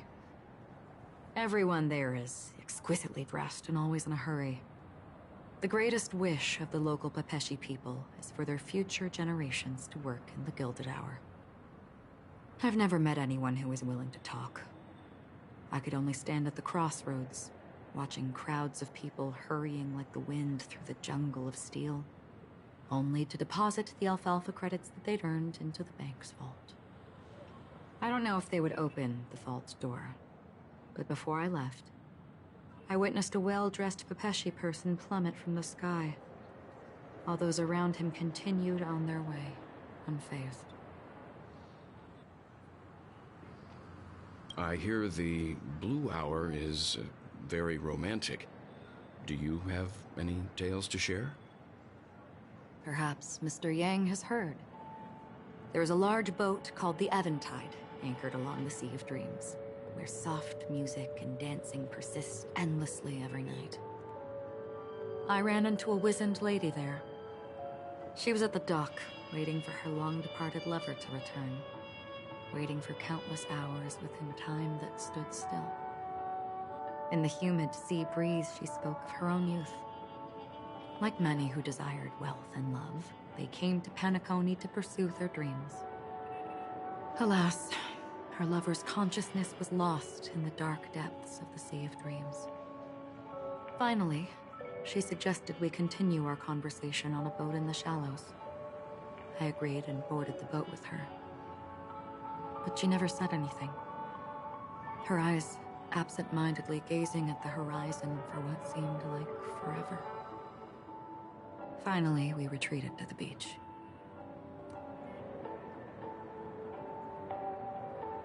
The dreamscape of chic, luxury, and consumerism, the moment of dusk. My companions have been there too. Then you all must have seen those who are attempting to realize their dreams. Or have realized them. Scattering money as if it were dust and betting it on all or nothing. Everything has a price, and everything can be bought or sold. Even dreams themselves. I saw an Intellitron there, who was preparing to auction himself. When someone wins a bid under stipulated periods and rules, he would do the buyer's every bidding, becoming that person's very possession. That Intellitron had been auctioned off 12 times, and I participated in his 13th. That was the grandest banquet I had ever attended. But never again did anyone cast another glance at him. This time around, there were no successful bids for him.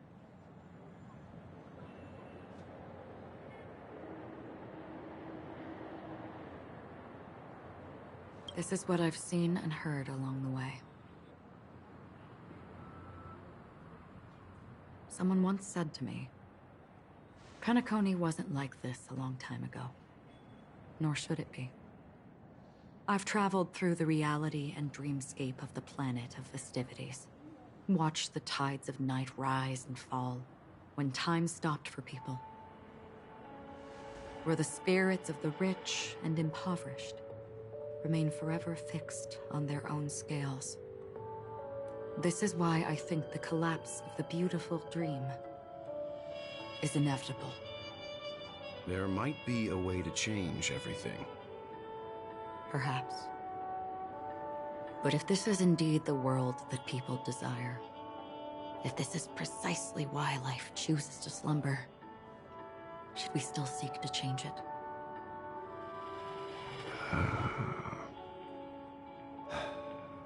Miss Acheron, now it's my turn to share a story with you. There was a man from my homeland who, at a time when the world was grappling with deep, unhealable pain, made a choice. He wove together the dreams of everyone in the world, linking people's dreamscapes, and shouldered this burden himself. From this, he created a giant, a spiritual atom.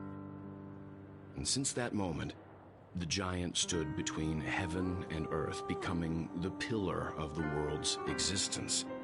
As a price, those who found it hard to move forward, who could not advance, forever lost their future. They slumbered in a dream, devoid of disaster and pain, living out their days peacefully in the man's created utopia. And it is because of the wishes of those people who wished not to awaken that this spiritual atom became unbreakable. And yet, you stand here right now, which also means that man failed. Because people must always move towards the future. Even if human weaknesses make them pause when they truly cannot move forward, humanity will eventually seek a way to save itself. And that man, he was never a failure. Like everyone in that world, he etched the possibilities of human nature into his heart. He was the sun chaser of legend, soaring towards the sky and embracing his final victory with his fall. He ascended to heights uncharted, only to come face to face with the sun, a place not visited by anyone before. His wings would melt because of it, only for him to fall into the sea. And after that, countless others would surpass him, soaring to even greater heights. A fitting metaphor for the Nameless's trailblazing spirit. Thank you, Mr. Yang. I know what you wish to confirm. The universe has innumerable similar, yet different worlds. In these worlds, there are innumerable people who look alike, yet don't. I, too, have embarked on journeys, encountering old friends with familiar faces on different worlds, witnessing their destinies follow paths similar to mine. So I will tell you, even if not completely similar, the story you just told, it overlaps with my past. And within that abyssal dream, I ended that man's life. Alone.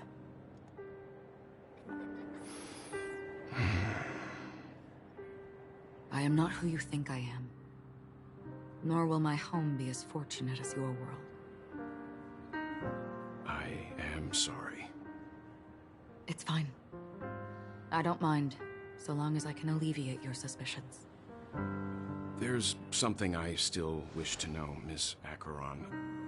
Under that representation of the hunt, exactly what sort of power is it that has motivated your solitary journey thus far? Mr. Yang, before answering that question, I wish to continue the previous topic. I like your analogy very much. Indeed, birds are born to fly. But in a distant past, their ancestors could only gaze at the sky in envy. They saw that faraway ray of light from above the heavens, piercing through the clouds and blanketing the earth. And so, time and time again, generation after generation, the birds spread their wings and took to the sky, attempting to touch its ceiling, all because the sun was there. Then, what if the last bird finally soars into the sky, only to realize that the end of the light is not the sun, but darkness? Then why, exactly, do we even walk towards the light?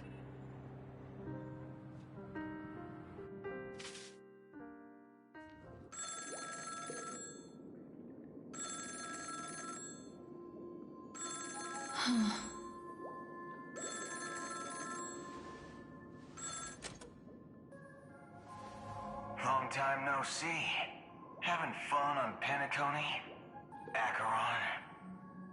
This voice, it's not Constance. Could it be her companion? Though I don't know exactly what you are, or what you're up to, my bullets will find you. Until then, you best find a casket store on Penacony and ask the owner to reserve a good quality casket for you, imposter. Imposter? I see. She gave my whereabouts to someone who's tracking Acheron too. Who are you? Huh? Did I make a mistake? Who the heck are you? I'm the Garden of Recollection's memo keeper. Not bad. This is the kind of tough challenge I like. You that imposter's bodyguard? Never mind. It's fine. I'll leave a round for you. So get that forehead clean and wait for me. I don't know what you're talking about, but you know Acheron, the Galaxy Ranger, yes? I have something to ask you. Are you asking me to write your will? Sure. Go ahead. Not quite. I only want to ask, how exactly did she become a Galaxy Ranger? She's clearly not a pathstrider of the Hunt, but you are, aren't you? Tell me, what's Acheron's deal? Sure. Heck, never thought I'd come across an ally. What a stroke of luck. Well, I'll be on Penacony soon. Memo Keeper, go buy a bottle of Donna's White Oak and warm it up, and I'll raise a glass to you. That lady's passed. Well, nobody knows. But if all you want is a simple answer, sure, you best get a chair and take a seat. That woman, named Acheron, is an emanator who should not exist.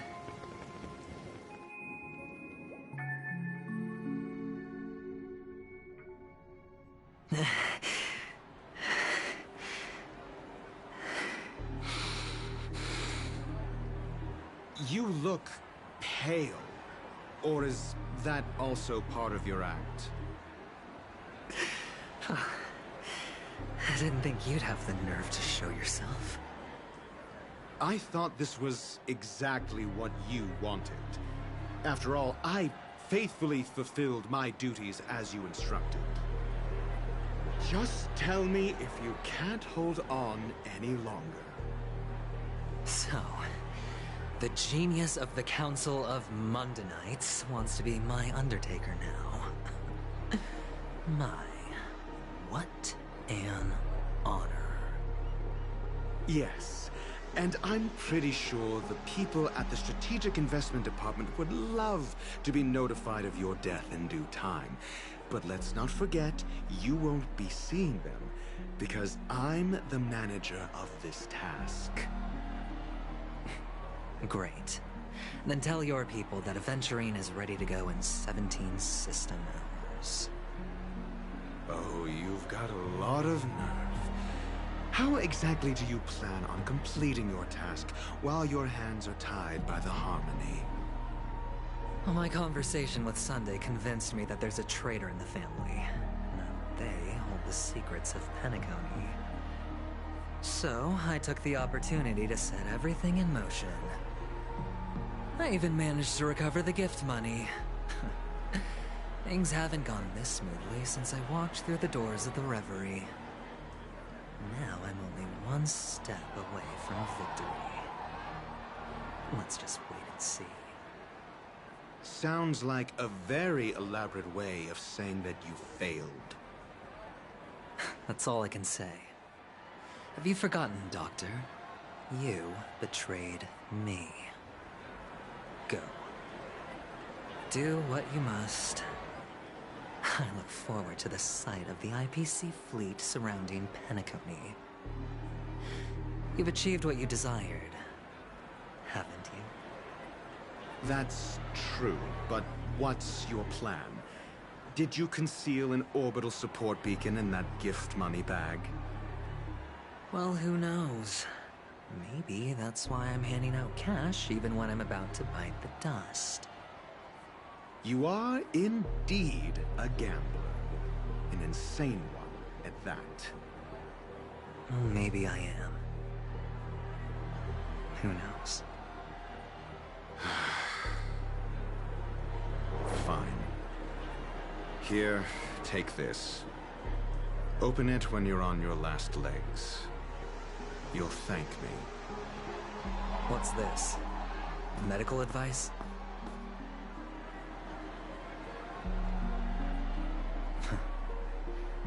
You catch on pretty fast, Doctor.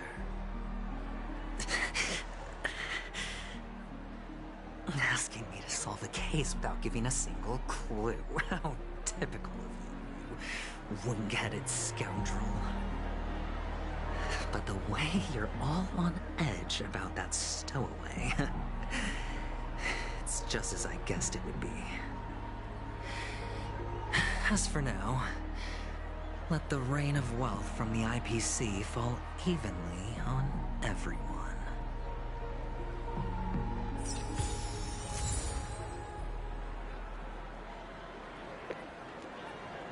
Okay.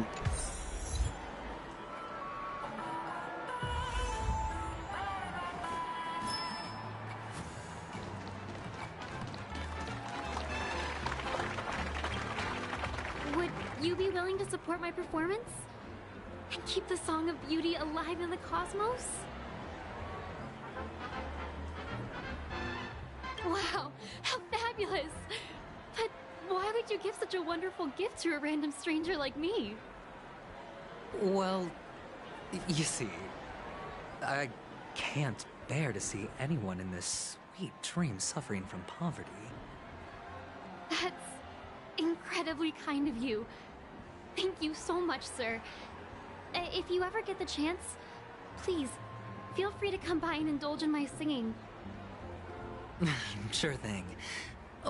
By the way, do you happen to know anything interesting about death? Death? That's a pretty scary topic, and it doesn't really match the mood of this sweet dream. Oh, you see, I'm a tabloid reporter collecting ghost stories in Penacony. As you know, the more chilling the stories, the more attention they get. Maybe you could help me out. Well, if you're up for some gossip, it's not about death, but there have been some rumors about a guest at the reality hotel who fell into a deep sleep and didn't wake up. It was like they were in some sort of coma. Nobody knows what caused it, but luckily the customer eventually regained consciousness. Well, all customers are under the protection of the family, after all. Thank you. This will make for a very juicy headline. May Shibe protect us. Unexplained coma. That's actually what happens to your body if your brain dies in a dream. But unfortunately, the customer ended up waking up in the end.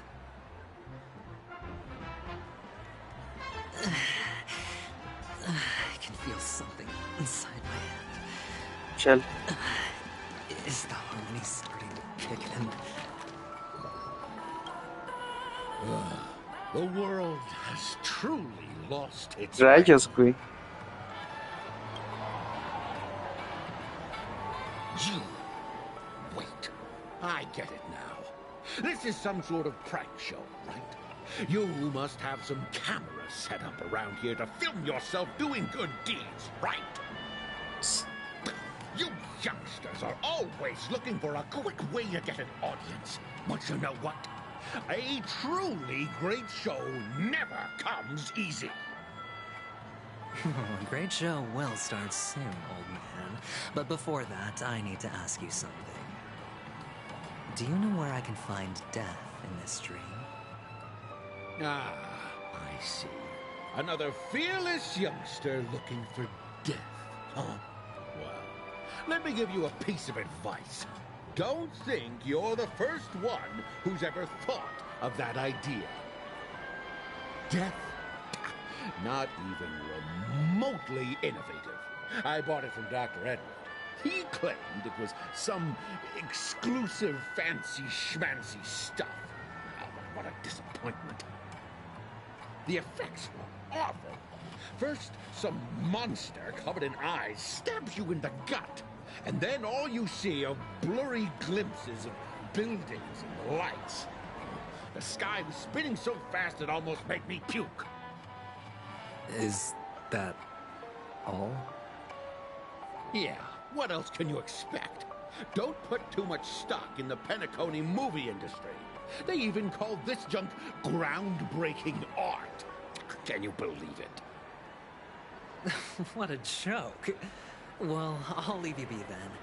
I hope you have a wonderful day. A monster covered in eyes. That sounds like the Memory Zone meme. But buildings and lights... I don't think those have anything to do with death. Oh, that whole... Okay. The disturbing voice in my head. It's getting closer. Take care, my friend. If you ever find yourself in danger, remember that the hounds are always ready to help.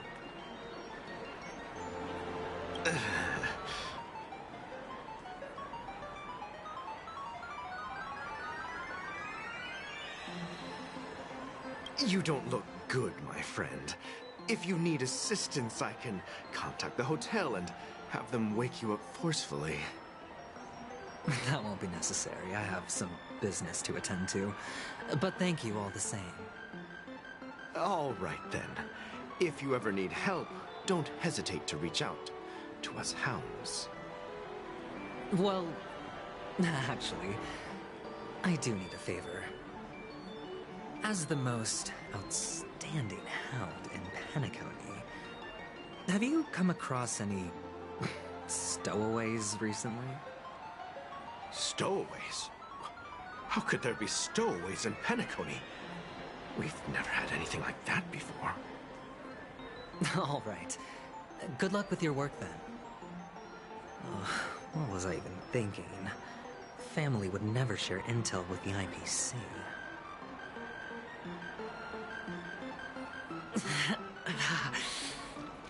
Does everyone have to go through so much torment before joining the family? Darn it. Now I just want to dig out my Sip of liquor. Qué horrible. Blissful reprieve. To drown 1,000 sorrows. Let worries leave. I know I have what it takes to become a poet. Oh? You're giving these gems to me? Didn't expect to meet such a generous soul in this place. Or are you just pitying me? Well, it really doesn't matter. As long as I have Soul Glad, that's enough. This is just a dream after all. You really shouldn't drink so much Soul Glad, my friend. It's not good for your health. Oh? Maybe I really should quit. But not before meeting the Devil of Soul Glad. The Devil of Soul Glad? Care to elaborate?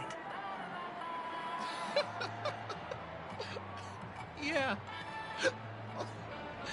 It's a seahorse with a long neck.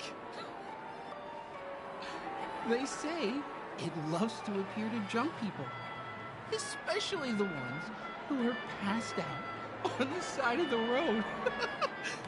How funny. Yeah. Very funny indeed. Thank you.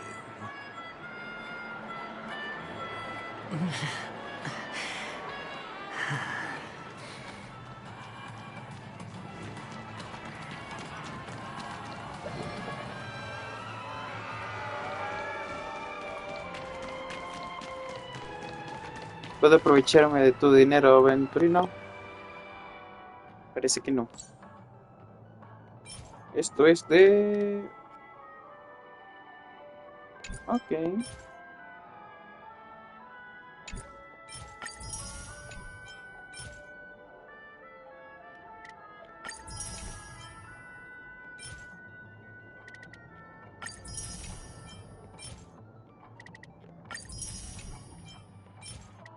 Compra todo aprovechando. Estoy aquí de paso. Please do not.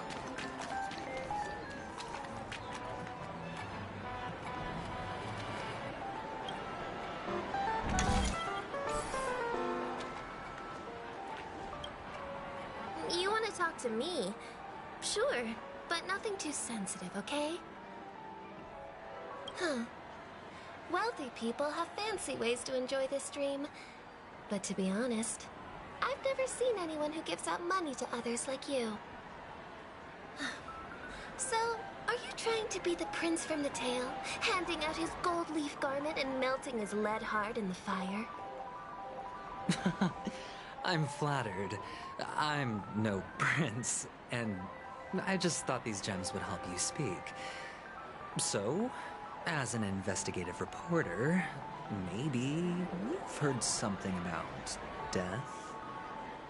Ah, another curious soul. I see. Well, that was actually the topic I was most into when I entered the industry. But my boss shut it down. How did your boss talk you out of it? Well, she simply said, covering baseless urban legends like that would make us look like some third-rate tabloid. I thought about it, and she had a point. Reporting on stuff like blowing out birthday candles and getting spooked by nightmare ghosts isn't exactly professional material. Guess she's got a point. Thank you for sharing.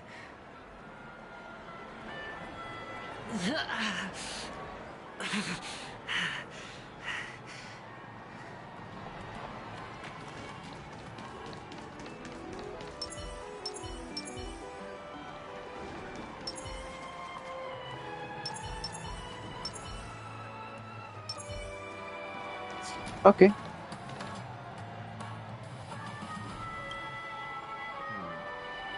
Were you wanting to talk to me? Sorry, I thought you were checking out something behind me. Is this a gift? For me? Are you sure this isn't some kind of mistake? Yes, it's for you. Just take it. Is this for real?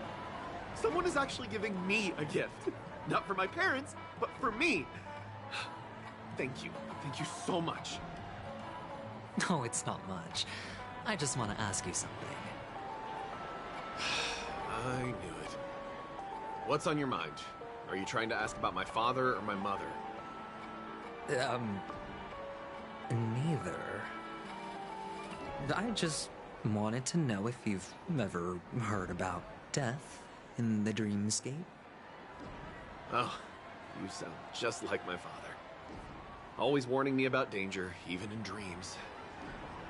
He's an Intellitron, so his dream entry methods are different from us organics. Can't count on him to protect me if something does go haywire. Funny, right now I'm still under his protection. How ironic. Hey, stay positive. Gold will always shine one day, right? The Devil of Soulglad. Okay. Dangers in the Dream. And Nightmare Ghosts. Well, surely death is a popular topic in this sweet dream granted by the family.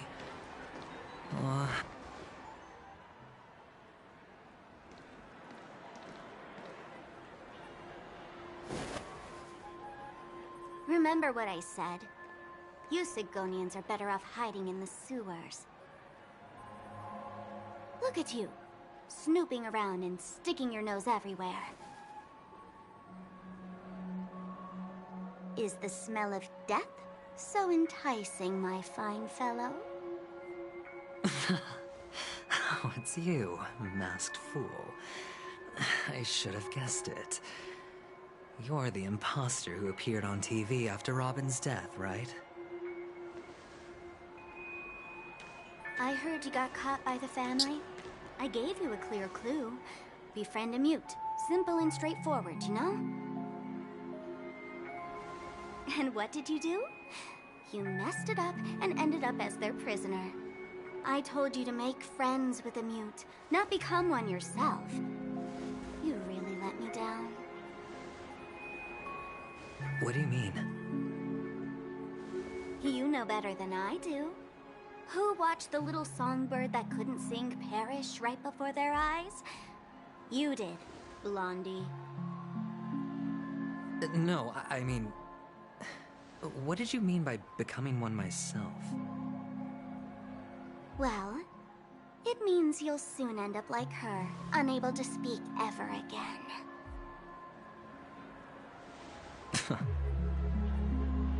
But it's a good thing if you ask me, because... Because I'm getting closer to the truth, right? Oh? Why else do you think I'm handing out cheap trinkets all over the streets, fool? All part of the act. Fool's bait. The more pathetic I seem, the more likely you'll come sniffing around. So, now that I've drawn you out, will you reward me with an answer for my efforts? Why should I help you? Don't you want to see Penacony descend into... chaos? Well, I can make that happen. I just need an answer to one question. Back then, when you asked me to find a mute, did you really mean Robin?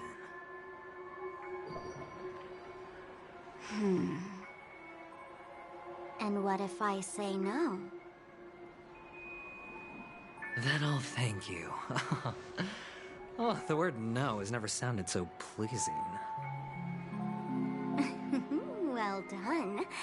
I admit I underestimated you, but what difference would it make? Let me tell you something. There were 2 mutes, but one is dead now, and the other, though he's still in Penacony, I'm afraid you'll never find him again.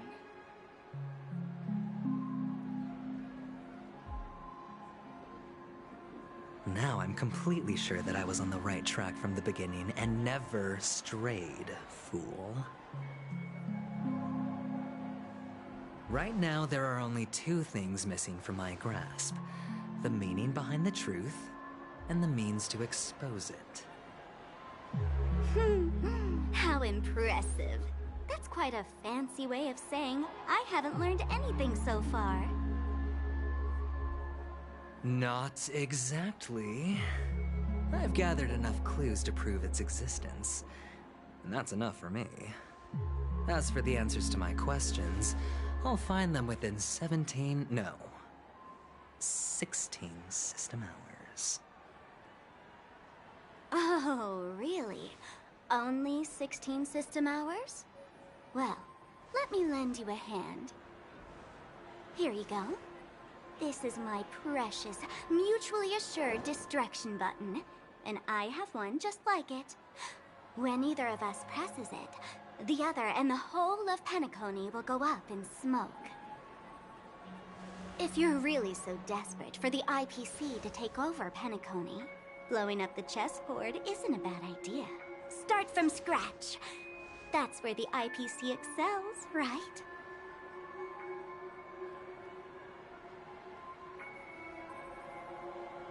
Just press the button when you're at your wit's end. And of course, feel free to reach out to me for my hospice care, too.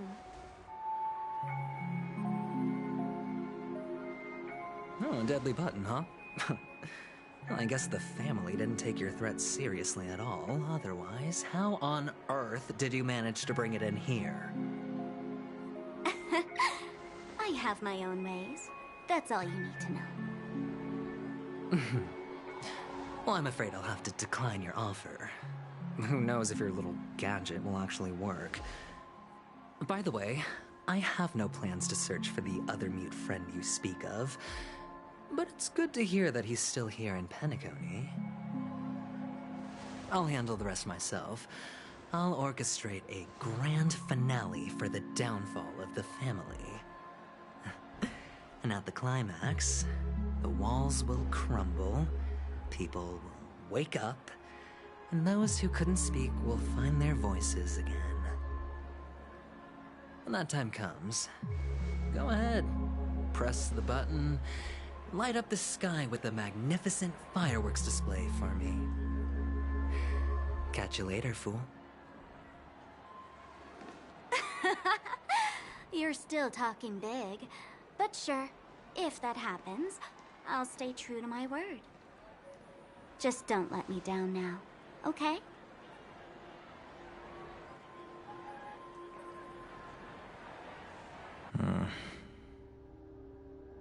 So, number 35.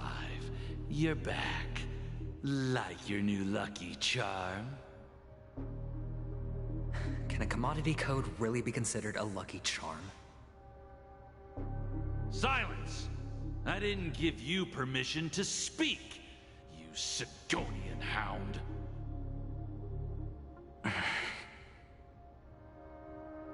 The guys in black didn't say much, so I've no idea what you did to save your skin in that massacre back in the day. But I figured you must have had good luck, so I bought you. From now on, you and your good luck are my assets. Are we clear? Your first task is simple. In addition to you, I've purchased 34 other slaves. Go and play a game with them. You came out alive after 2 days. It proves that you are the real deal. You're insane. Testing out if you're a good product. Aren't you worried that the money you spent on me will go to waste? I've got stacks on stacks, Blondie. The slave market is never short of self-righteous brats like you. But you look good, and that's why many customers are betting their fortunes on a scrawny brat like you. So go along now, and don't let your master down.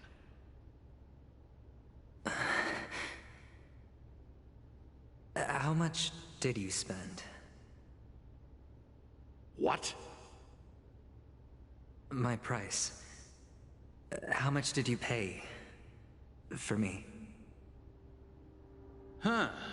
You really want to know? Well, it was 60 tanba. No more, no less. I'll take my chances. 30 tanba. If I come back alive, you'll give me 30 tanba. Deal? Are you trying to strike a bet with me? Oh, you've got some guts. Yeah, sorry, but that won't do. Don't forget your place, slave. You're not qualified to be at the table.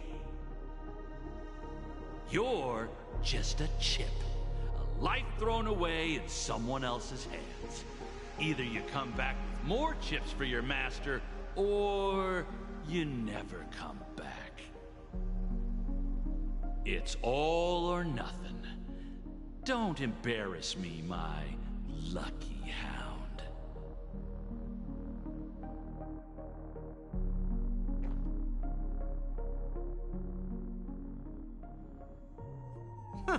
What brings you here, Gallagher? Some friends from the old days. Do you have a moment to spare, Siobhan? Oh, I have the whole day to spare. Ladies and gentlemen, welcome to Dream Jolt Hostelry. This bar offers a wide variety of drinks, but we draw the line at Soul Glad. Why settle for ordinary when you can experience extraordinary? We're dedicated to serving up nothing but pure joy and laughter. What would you like to drink? I'll whip it up for you. Oh, look! A lady as cool as Serval. No sé si soy yo o la voz se escucha muy... Bueno, se escucha más masculina que femenina.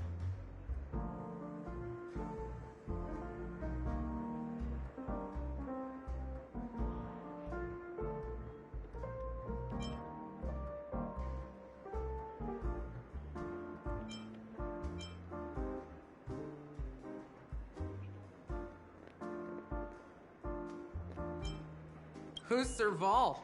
Will you introduce me to her? Huh? She's heard us. Just spare them, my esteemed bartender. I'll take over the bar today. I'm getting up there in age, and I need some practice before I forget the skills that used to put food on my table. Where did you stash the ingredients? They're all under the counter. Since our guests have traveled from afar, shouldn't you whip up some special drinks? That's exactly what I had in mind. Hey, my friends, do me a favor. Go around the bar and bring me any ingredients you fancy. The discussion might take quite some time, so I'll prepare some customized, non-alcoholic drinks for you. In the bar? But aren't all the ingredients right there on the counter? Why, we're in a dream, my lovely lady. You can help yourself to anything if you wish for it. Comfort, hunger, confusion, or even boredom. It's all within reach, right at your fingertips. Oh, did you hear that? She just called me my lovely lady. Even in reality, mixing drinks is more than just throwing ingredients together. A bartender needs to capture the bar's atmosphere, master technique, and spin a tale of mystery and anticipation. Only then can a perfect drink crafted with a customer's life story be created. In other words, what you get from your drink is down to luck, so don't overthink it. Indecisiveness has no place when it comes to enjoyment.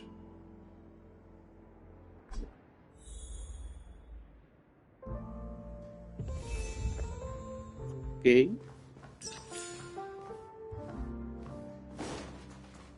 ¿Qué hubo?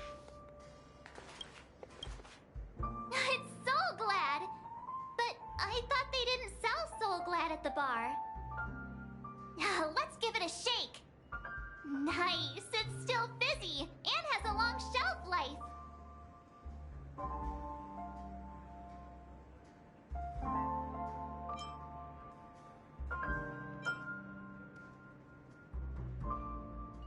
Uh-huh. Let's just leave it here for a while, and it'll be alright, right? Why don't they sell Soul Glad in this bar? Did something happen? It's all about the bartender's pride. It wouldn't make sense for customers to come here and order drinks they can find anywhere else. That's the mindset I use when I brew my coffee. You're right, Himeko.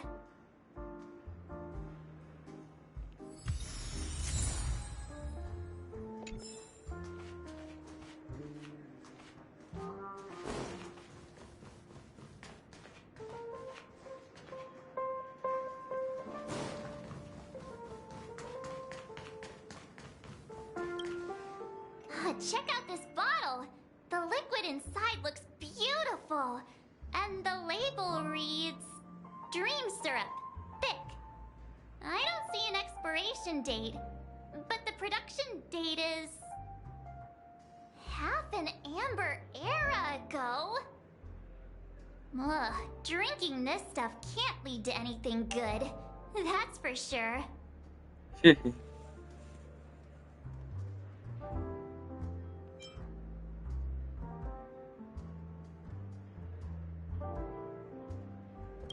That's true, but this really doesn't seem fresh. Es alcohol, Did you find the mija. bottle of syrup I've been hoarding? Don't worry, it's all just a dream, and it won't upset your stomach. It's been aging for years and should have a refined taste by now. Feel free to have some. It's perfect for entertaining lovely guests like you. Ugh. Then we'll keep it for now.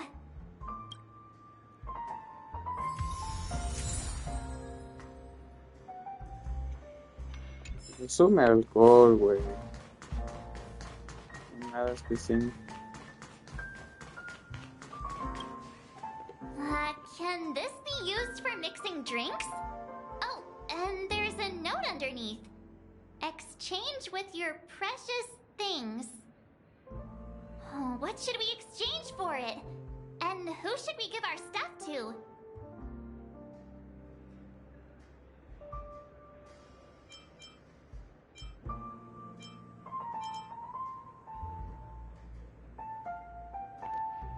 Te doy elogio moral. Te doy.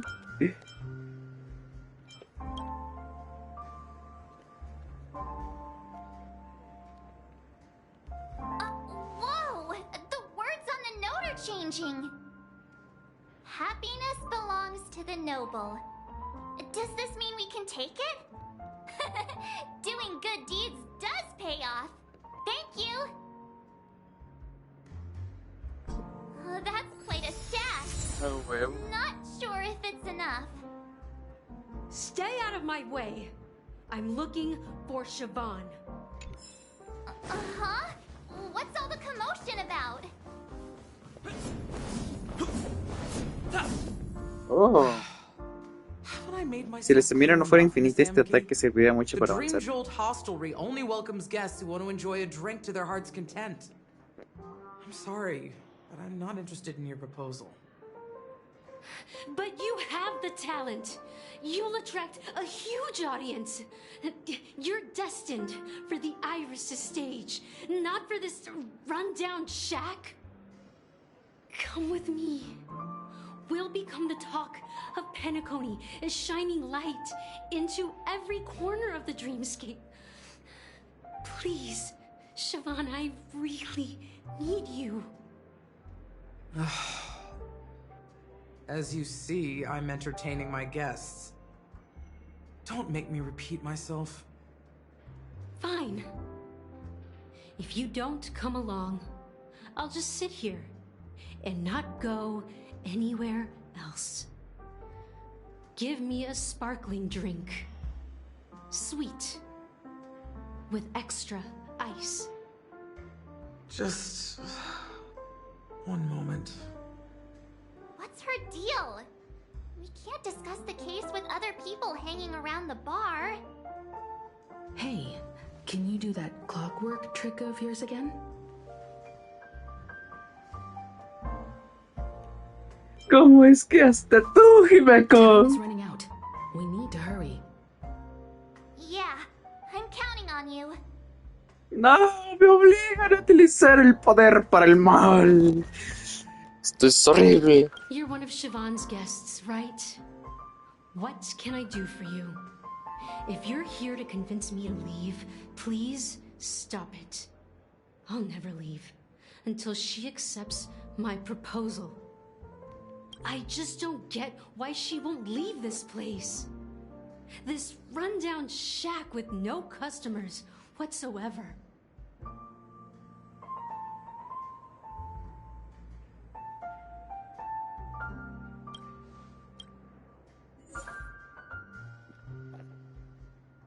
Bueno, ahora está en calma, güey.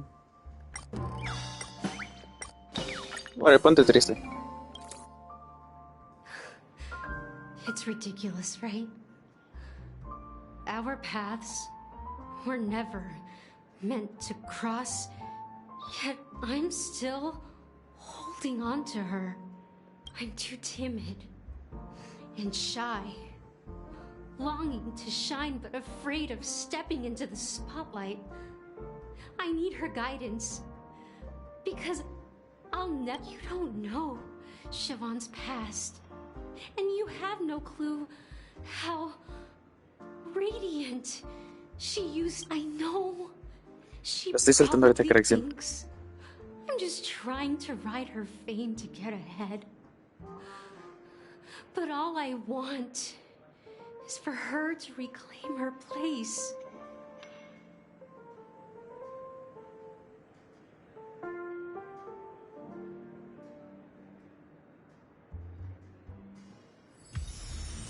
She's still not leaving.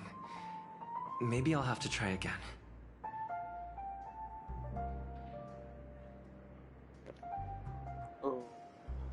Okay. I just don't get why she won't leave this.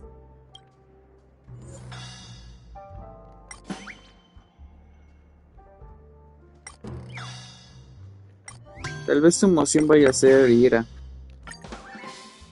Pero hagámoslo alegre ahora. I've seen it. The moment when Siobhan and I share the stage. Porque tal vez diga, ay, ya estoy enojada contigo, lo mismo. Wild, applause Largo. crashing like Que no soporto verte, por Of ejemplo. irises fills the air. A beautiful melody playing, ribbons dancing around us, and the taste is sweeter than honey. I've seen that scene countless times in my dreams, and every time it mesmerizes me. That's why I have to bring her back to that world, no matter what it takes. Want to raise a glass, my attentive listener? Let's consider it a toast to my far-fetched dream.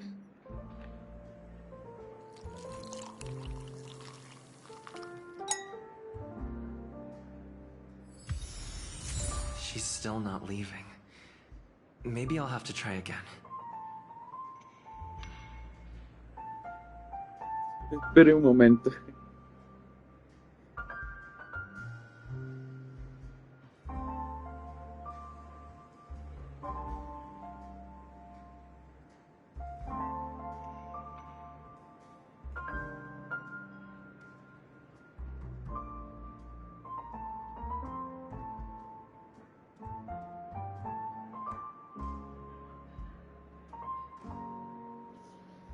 Vale, pues otra bebida gratis. Just don't get why she... Vale, ni modo. Queda ponerla enojada.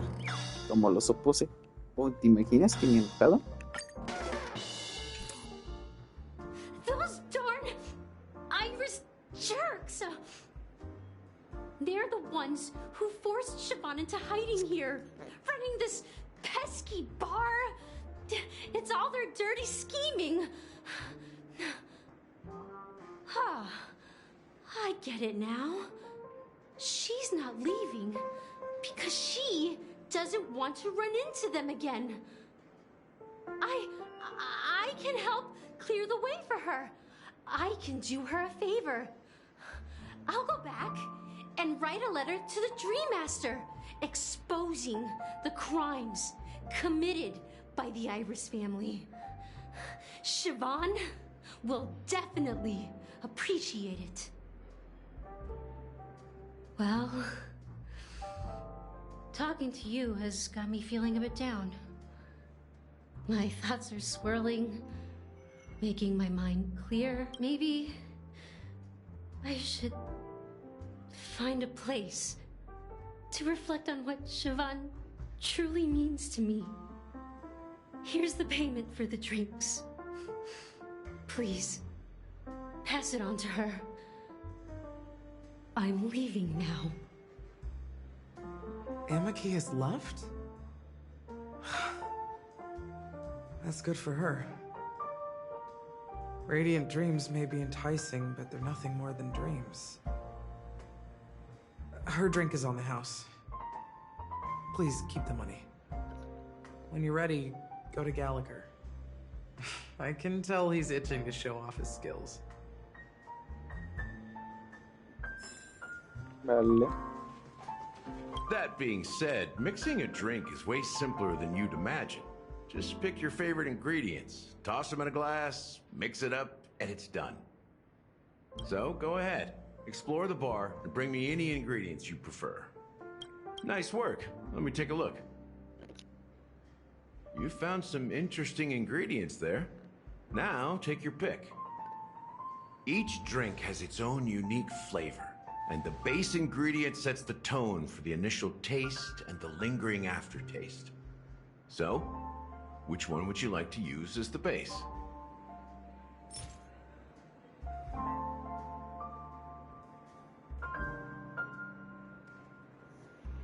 Como base. Su madre, a ver.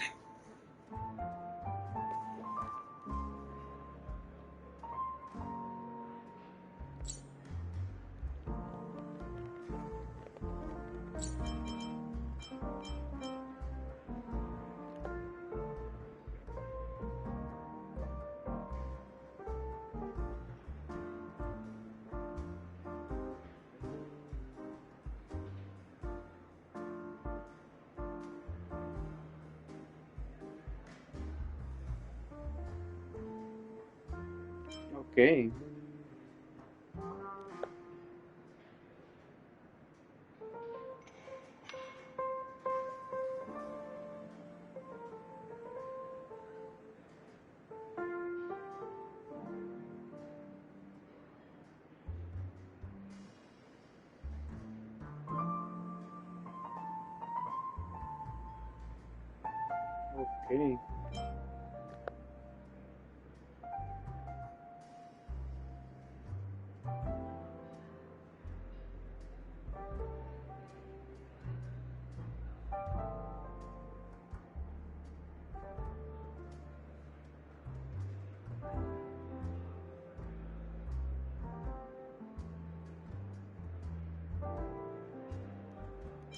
Ok, yo digo que como este vaso.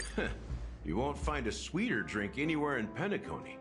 And that's what today's dream seekers crave. Now that you've chosen the base, it's time to pick the adjunct. The ingredient that'll create a marvelous chemical reaction with the base. It should give an unforgettable taste without overpowering the main tone. So, what's your choice for the adjunct? Ok.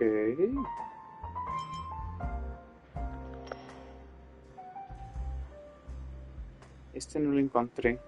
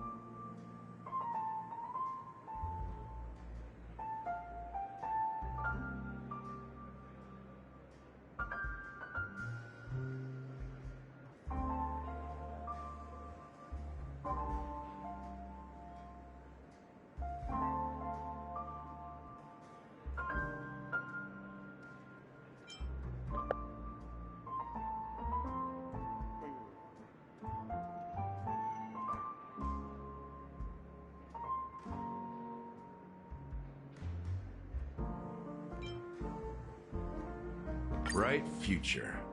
A taste that's been a long time coming. I'll never forget the flavor that danced on my tongue as Mikhail whisked me through the dreamscape wilderness. Those were haunting times. Too beautiful to be real. Mikhail. Almost there.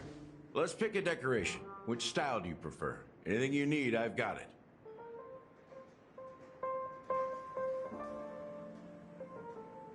Popotes con círculos concéntricos.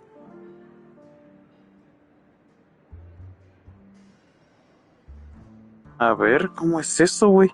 Voy a buscar en internet. ¿Cómo es eso? Algo me dice que es como popotes yendo a una dirección, pero al final de cuentas también ahí yendo hacia arriba.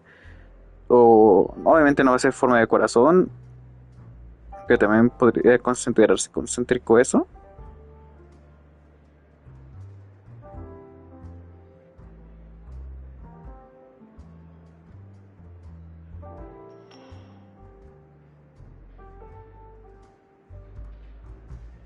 Concéntricos.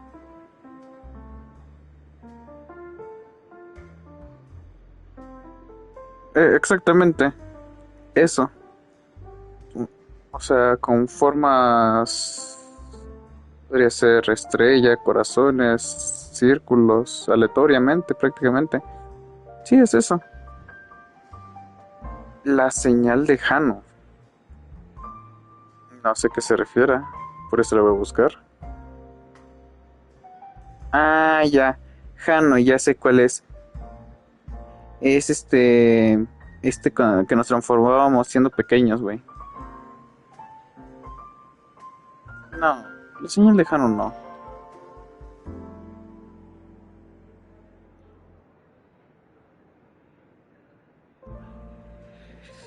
Ay. Rodajas de limón en forma de moneda.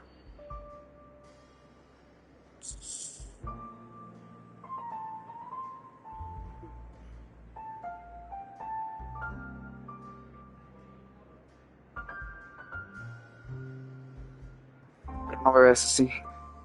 Que me prendes. Arr. Ok, un volado. Voy a poner una ruleta entre los popotes circulares y las rodajas de limón en forma de moneda. En lo personal, los dos me gustan. Y si pudiera poner los dos, pondría los dos. Pero solo te dan a escoger uno.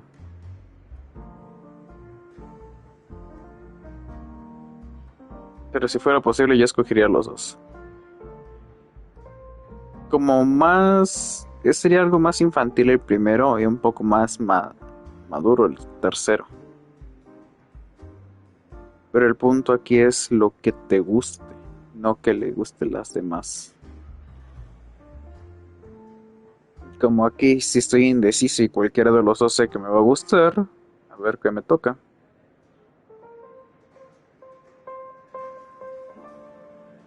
Ok, me tocó eso.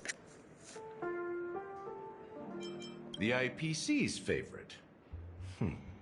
Ambitious, aren't you? Well, it's done. Here's to you, Dream Seeker, with this glass of El Dorado.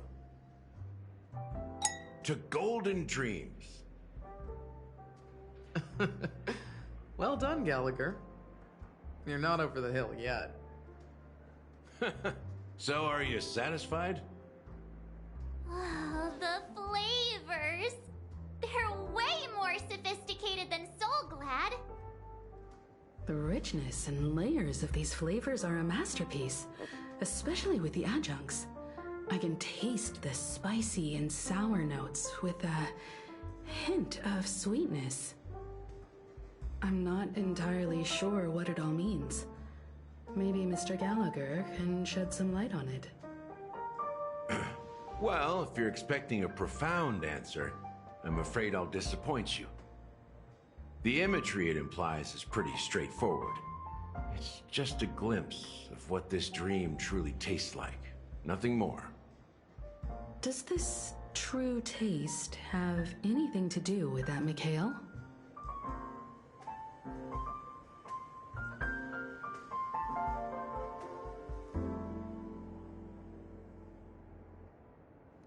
Mikhail. Me suena haberlo escuchado. Mikhail.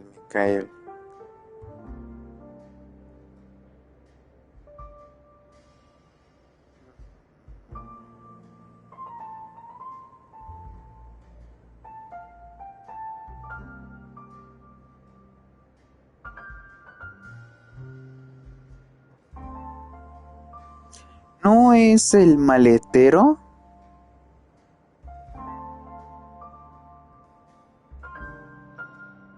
Yeah, that name does sound familiar. When you got knocked out by that masked fool girl, I think I heard someone calling that name. Do you remember? I was right about you. You guys seem to know quite a bit. And now there's no reason to hide anything from you anymore. Let's dig deeper into the case. And of course, I'll tell you a story about Mikhail. All right, let's start with what we know based on the clues the family has. It seems that Firefly isn't a local or an invited guest. In other words, she's a stowaway. She managed to fool me at first. My age must be getting the best of me. But here on the planet of festivities, stowaways are a common sight. You're bound to run into one sooner or later. After the incident, the hounds wasted no time searching for that girl in both the dreamscape and reality. But here's the thing. We only received bad news, and the trickiest kind at that. She simply vanished, leaving no trace in the dreamscape or reality, as if she had never come to Penacony at all. Huh? Does that mean...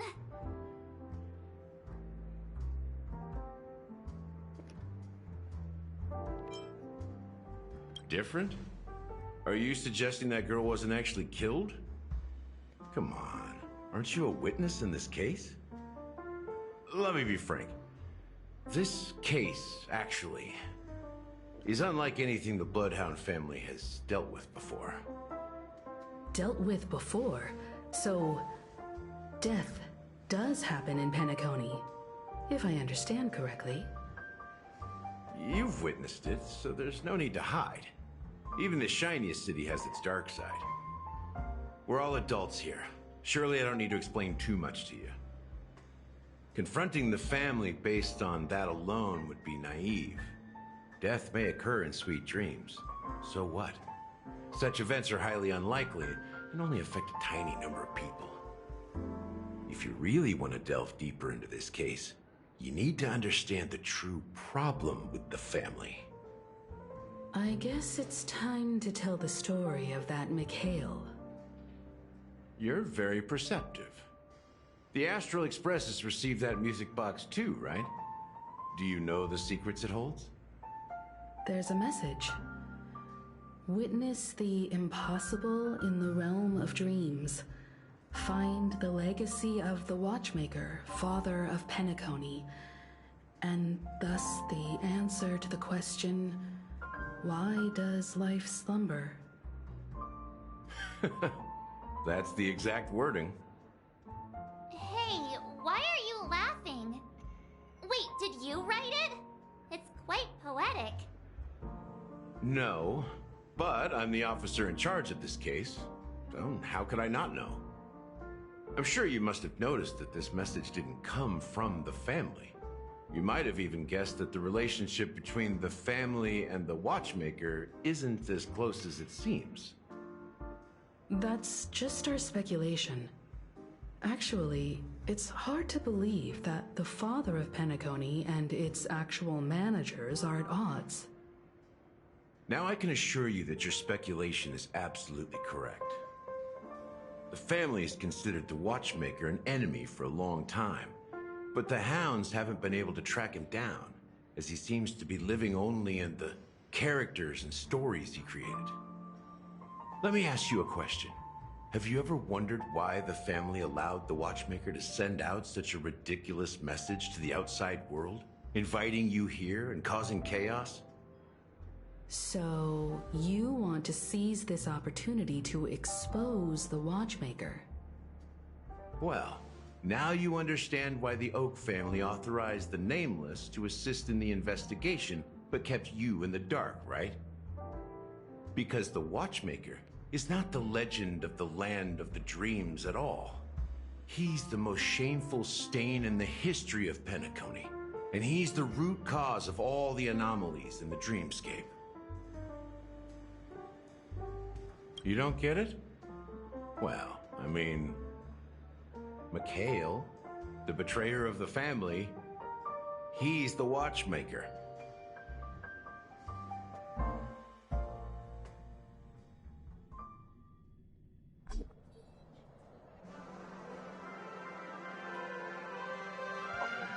Okay.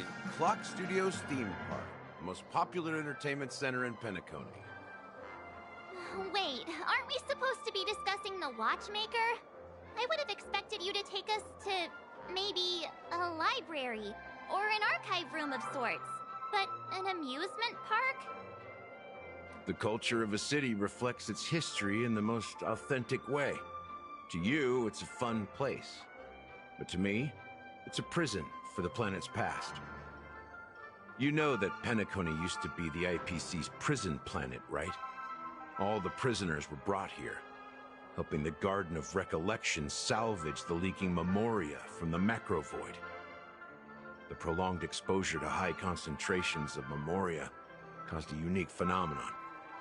The dreams of countless prisoners intersected and overlapped, and people started meeting each other in their dreams, living lives that were almost identical to reality. But everything has a price, and sweet dreams are no exception. In the end, the dream world was unable to alleviate the suffering of prisoners in reality. One of the prisoners broke free from the IPC's shackles and fought for freedom. He is Hanu, the great leader of Dreamville, the great peacemaker, and the faithful companion of the underdogs.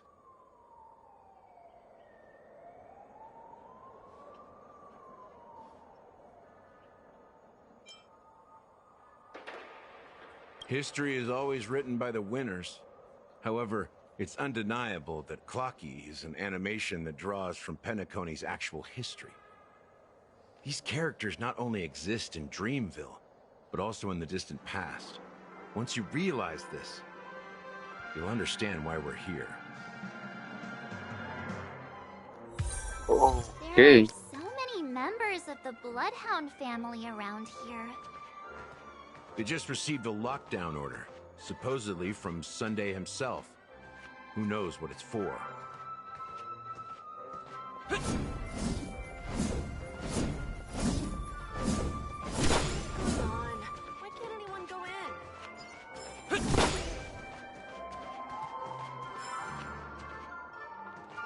Vale. ¿Qué tan grande es el mapa? ¡So puta!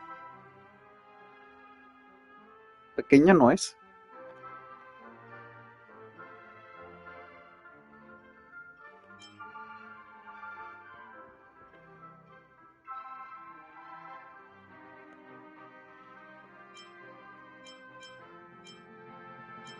Tus 2 mapas que completar. ¡Qué hueva! So many of them. I've never seen anything like this, even when they're tracking down suspects. Well, it's a masterpiece from the family, after all. Besides the followers of the preservation, the family members are the best at creating mind-blowing marvels. Let's find a quiet spot and continue our conversation. View here is great, right? We can see everything from here, including Clocky.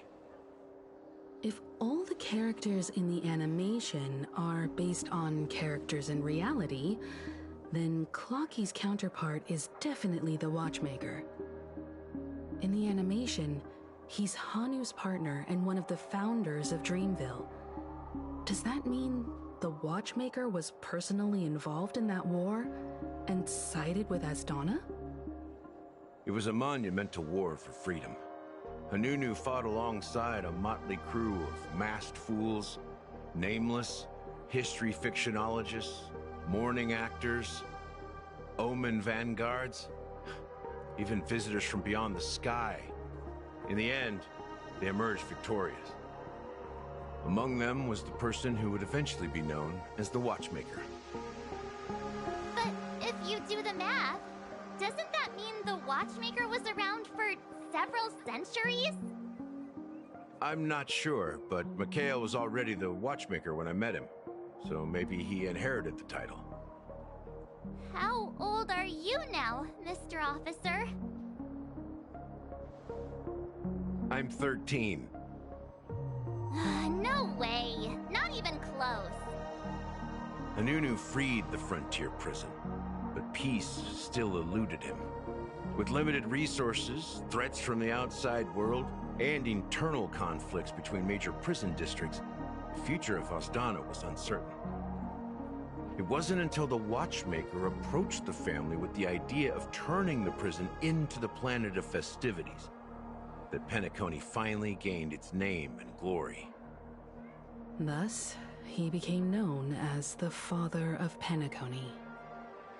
But didn't you say the Watchmaker betrayed the family?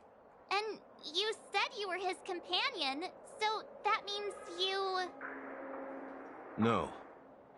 I'm not his companion, but rather one of his many children.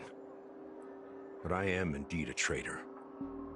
Not to the family, but to Mikhail.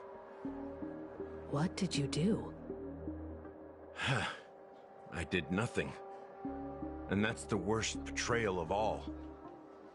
Just like you, I had close companions. We dedicated ourselves to Penacony. But the Oak family, they set us up. Mikhail was too old to protect his children anymore. So we left the family to find our own path.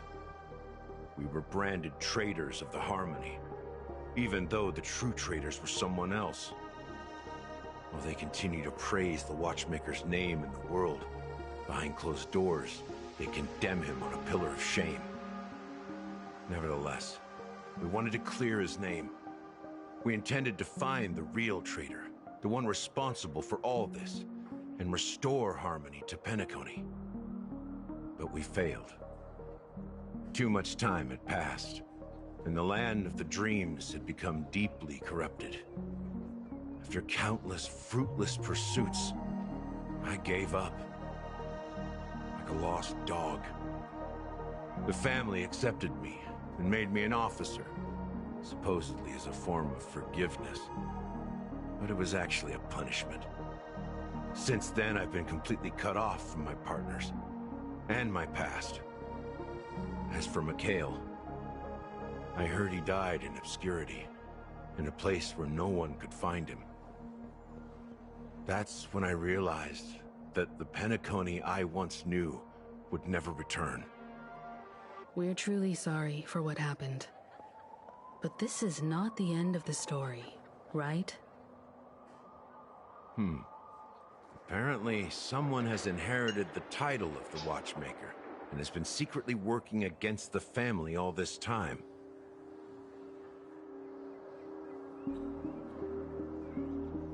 Unfortunately, after all these years, I have no idea who that person is, or if they're even real. Or just Mikhail's lost soul haunting the dreams. So, do you understand why I'm spilling all this info? Because I believe the girl's death must be connected to the Watchmaker's legacy. And at the end of all these mysteries, we will find the answers we are seeking. If it really is Mikhail's ghost, I want to meet him. If only for the last time. For those who despise me could form a line from here all the way to the entrance of the hotel. But those willing to look me in the eye and hear me out? Let's just say, there won't be many. I've told you all I know is a sign of gratitude. Thank you for listening to this old dog. Bark and all. Something just happened at the theme park. Now if you'll excuse me, good luck to all of you. How ironic. What's so different between the stowaways rejected by Penacony today and the dream seekers once hailed as pioneers several amber eras ago? Gallagher does have a troubled past, it seems. While Firefly's whereabouts remain a mystery, his stories shed light on our suspicions about the true identity of the Watchmaker, his connection to the family, and the power struggles hidden behind sweet dreams and death. Exactly. Gallagher suggests that the real traitor is someone else, probably within the Oak family. That lines up with what we've gathered so far. Firefly got involved in this mess because of the legacy, and now we're sure that Aventurine's accusations against Acheron are baseless. You're really into Clocky, huh? He's just a fictional character, not a real person. Speaking of which, that Clocky who only reveals himself to you is quite intriguing. It's a shame we've never met him since then. Now that we've confirmed a lot of our suspicions, let's take a moment to think about the clues we have. Send a message to Welt and see how things are going on his end. A ver qué pedo. A ver qué pedo.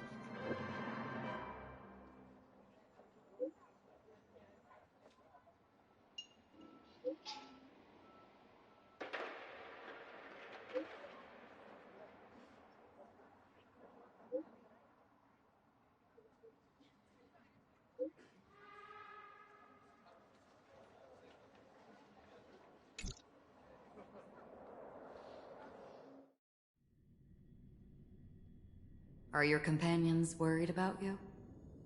They're just checking up on me. Let's get in and get out. Seems they've made some progress. Looks like we're about to enter the depths of Dewlight Pavilion. It's been a smooth ride. Almost too smooth for a heavily guarded mansion. Let's see if there's anyone waiting to greet us.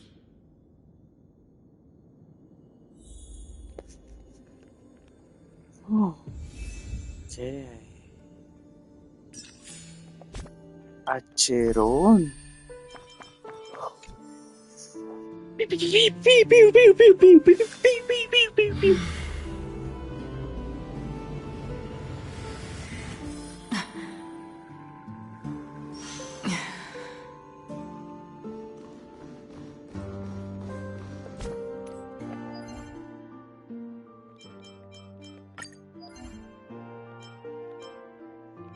¿Qué cosas no?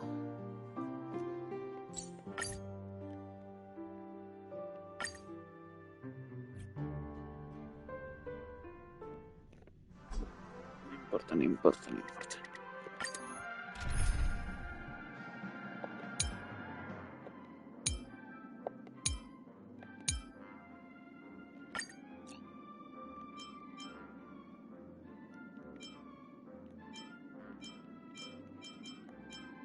Y ya se quitó al personaje que quería ponerme para... ¿Qué enemigos son? Frío, viento. Tiene más viento.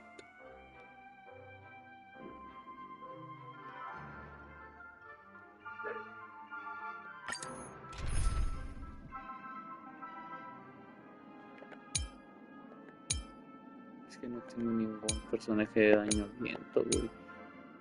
Lo que me caga, güey.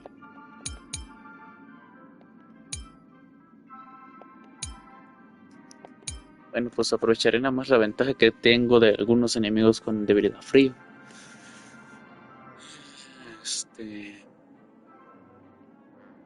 Chicos, cierto, se me olvidó comentarlo. Lo vamos dejando por aquí. Vamos a continuar al rato mañana. No sé, ahí lo averiguaremos. Mientras tanto, los quiero mucho. Cuídense y les mando un fuerte abrazo porque no sé si mi madre vaya a querer ver algo en la tele. Si va a ser directamente su examen, pues tal vez le continuemos. Así que los veo en un momento con tal vez Ghost of Tsushima o con Honkai. Ya lo averiguaremos. Chau, chau.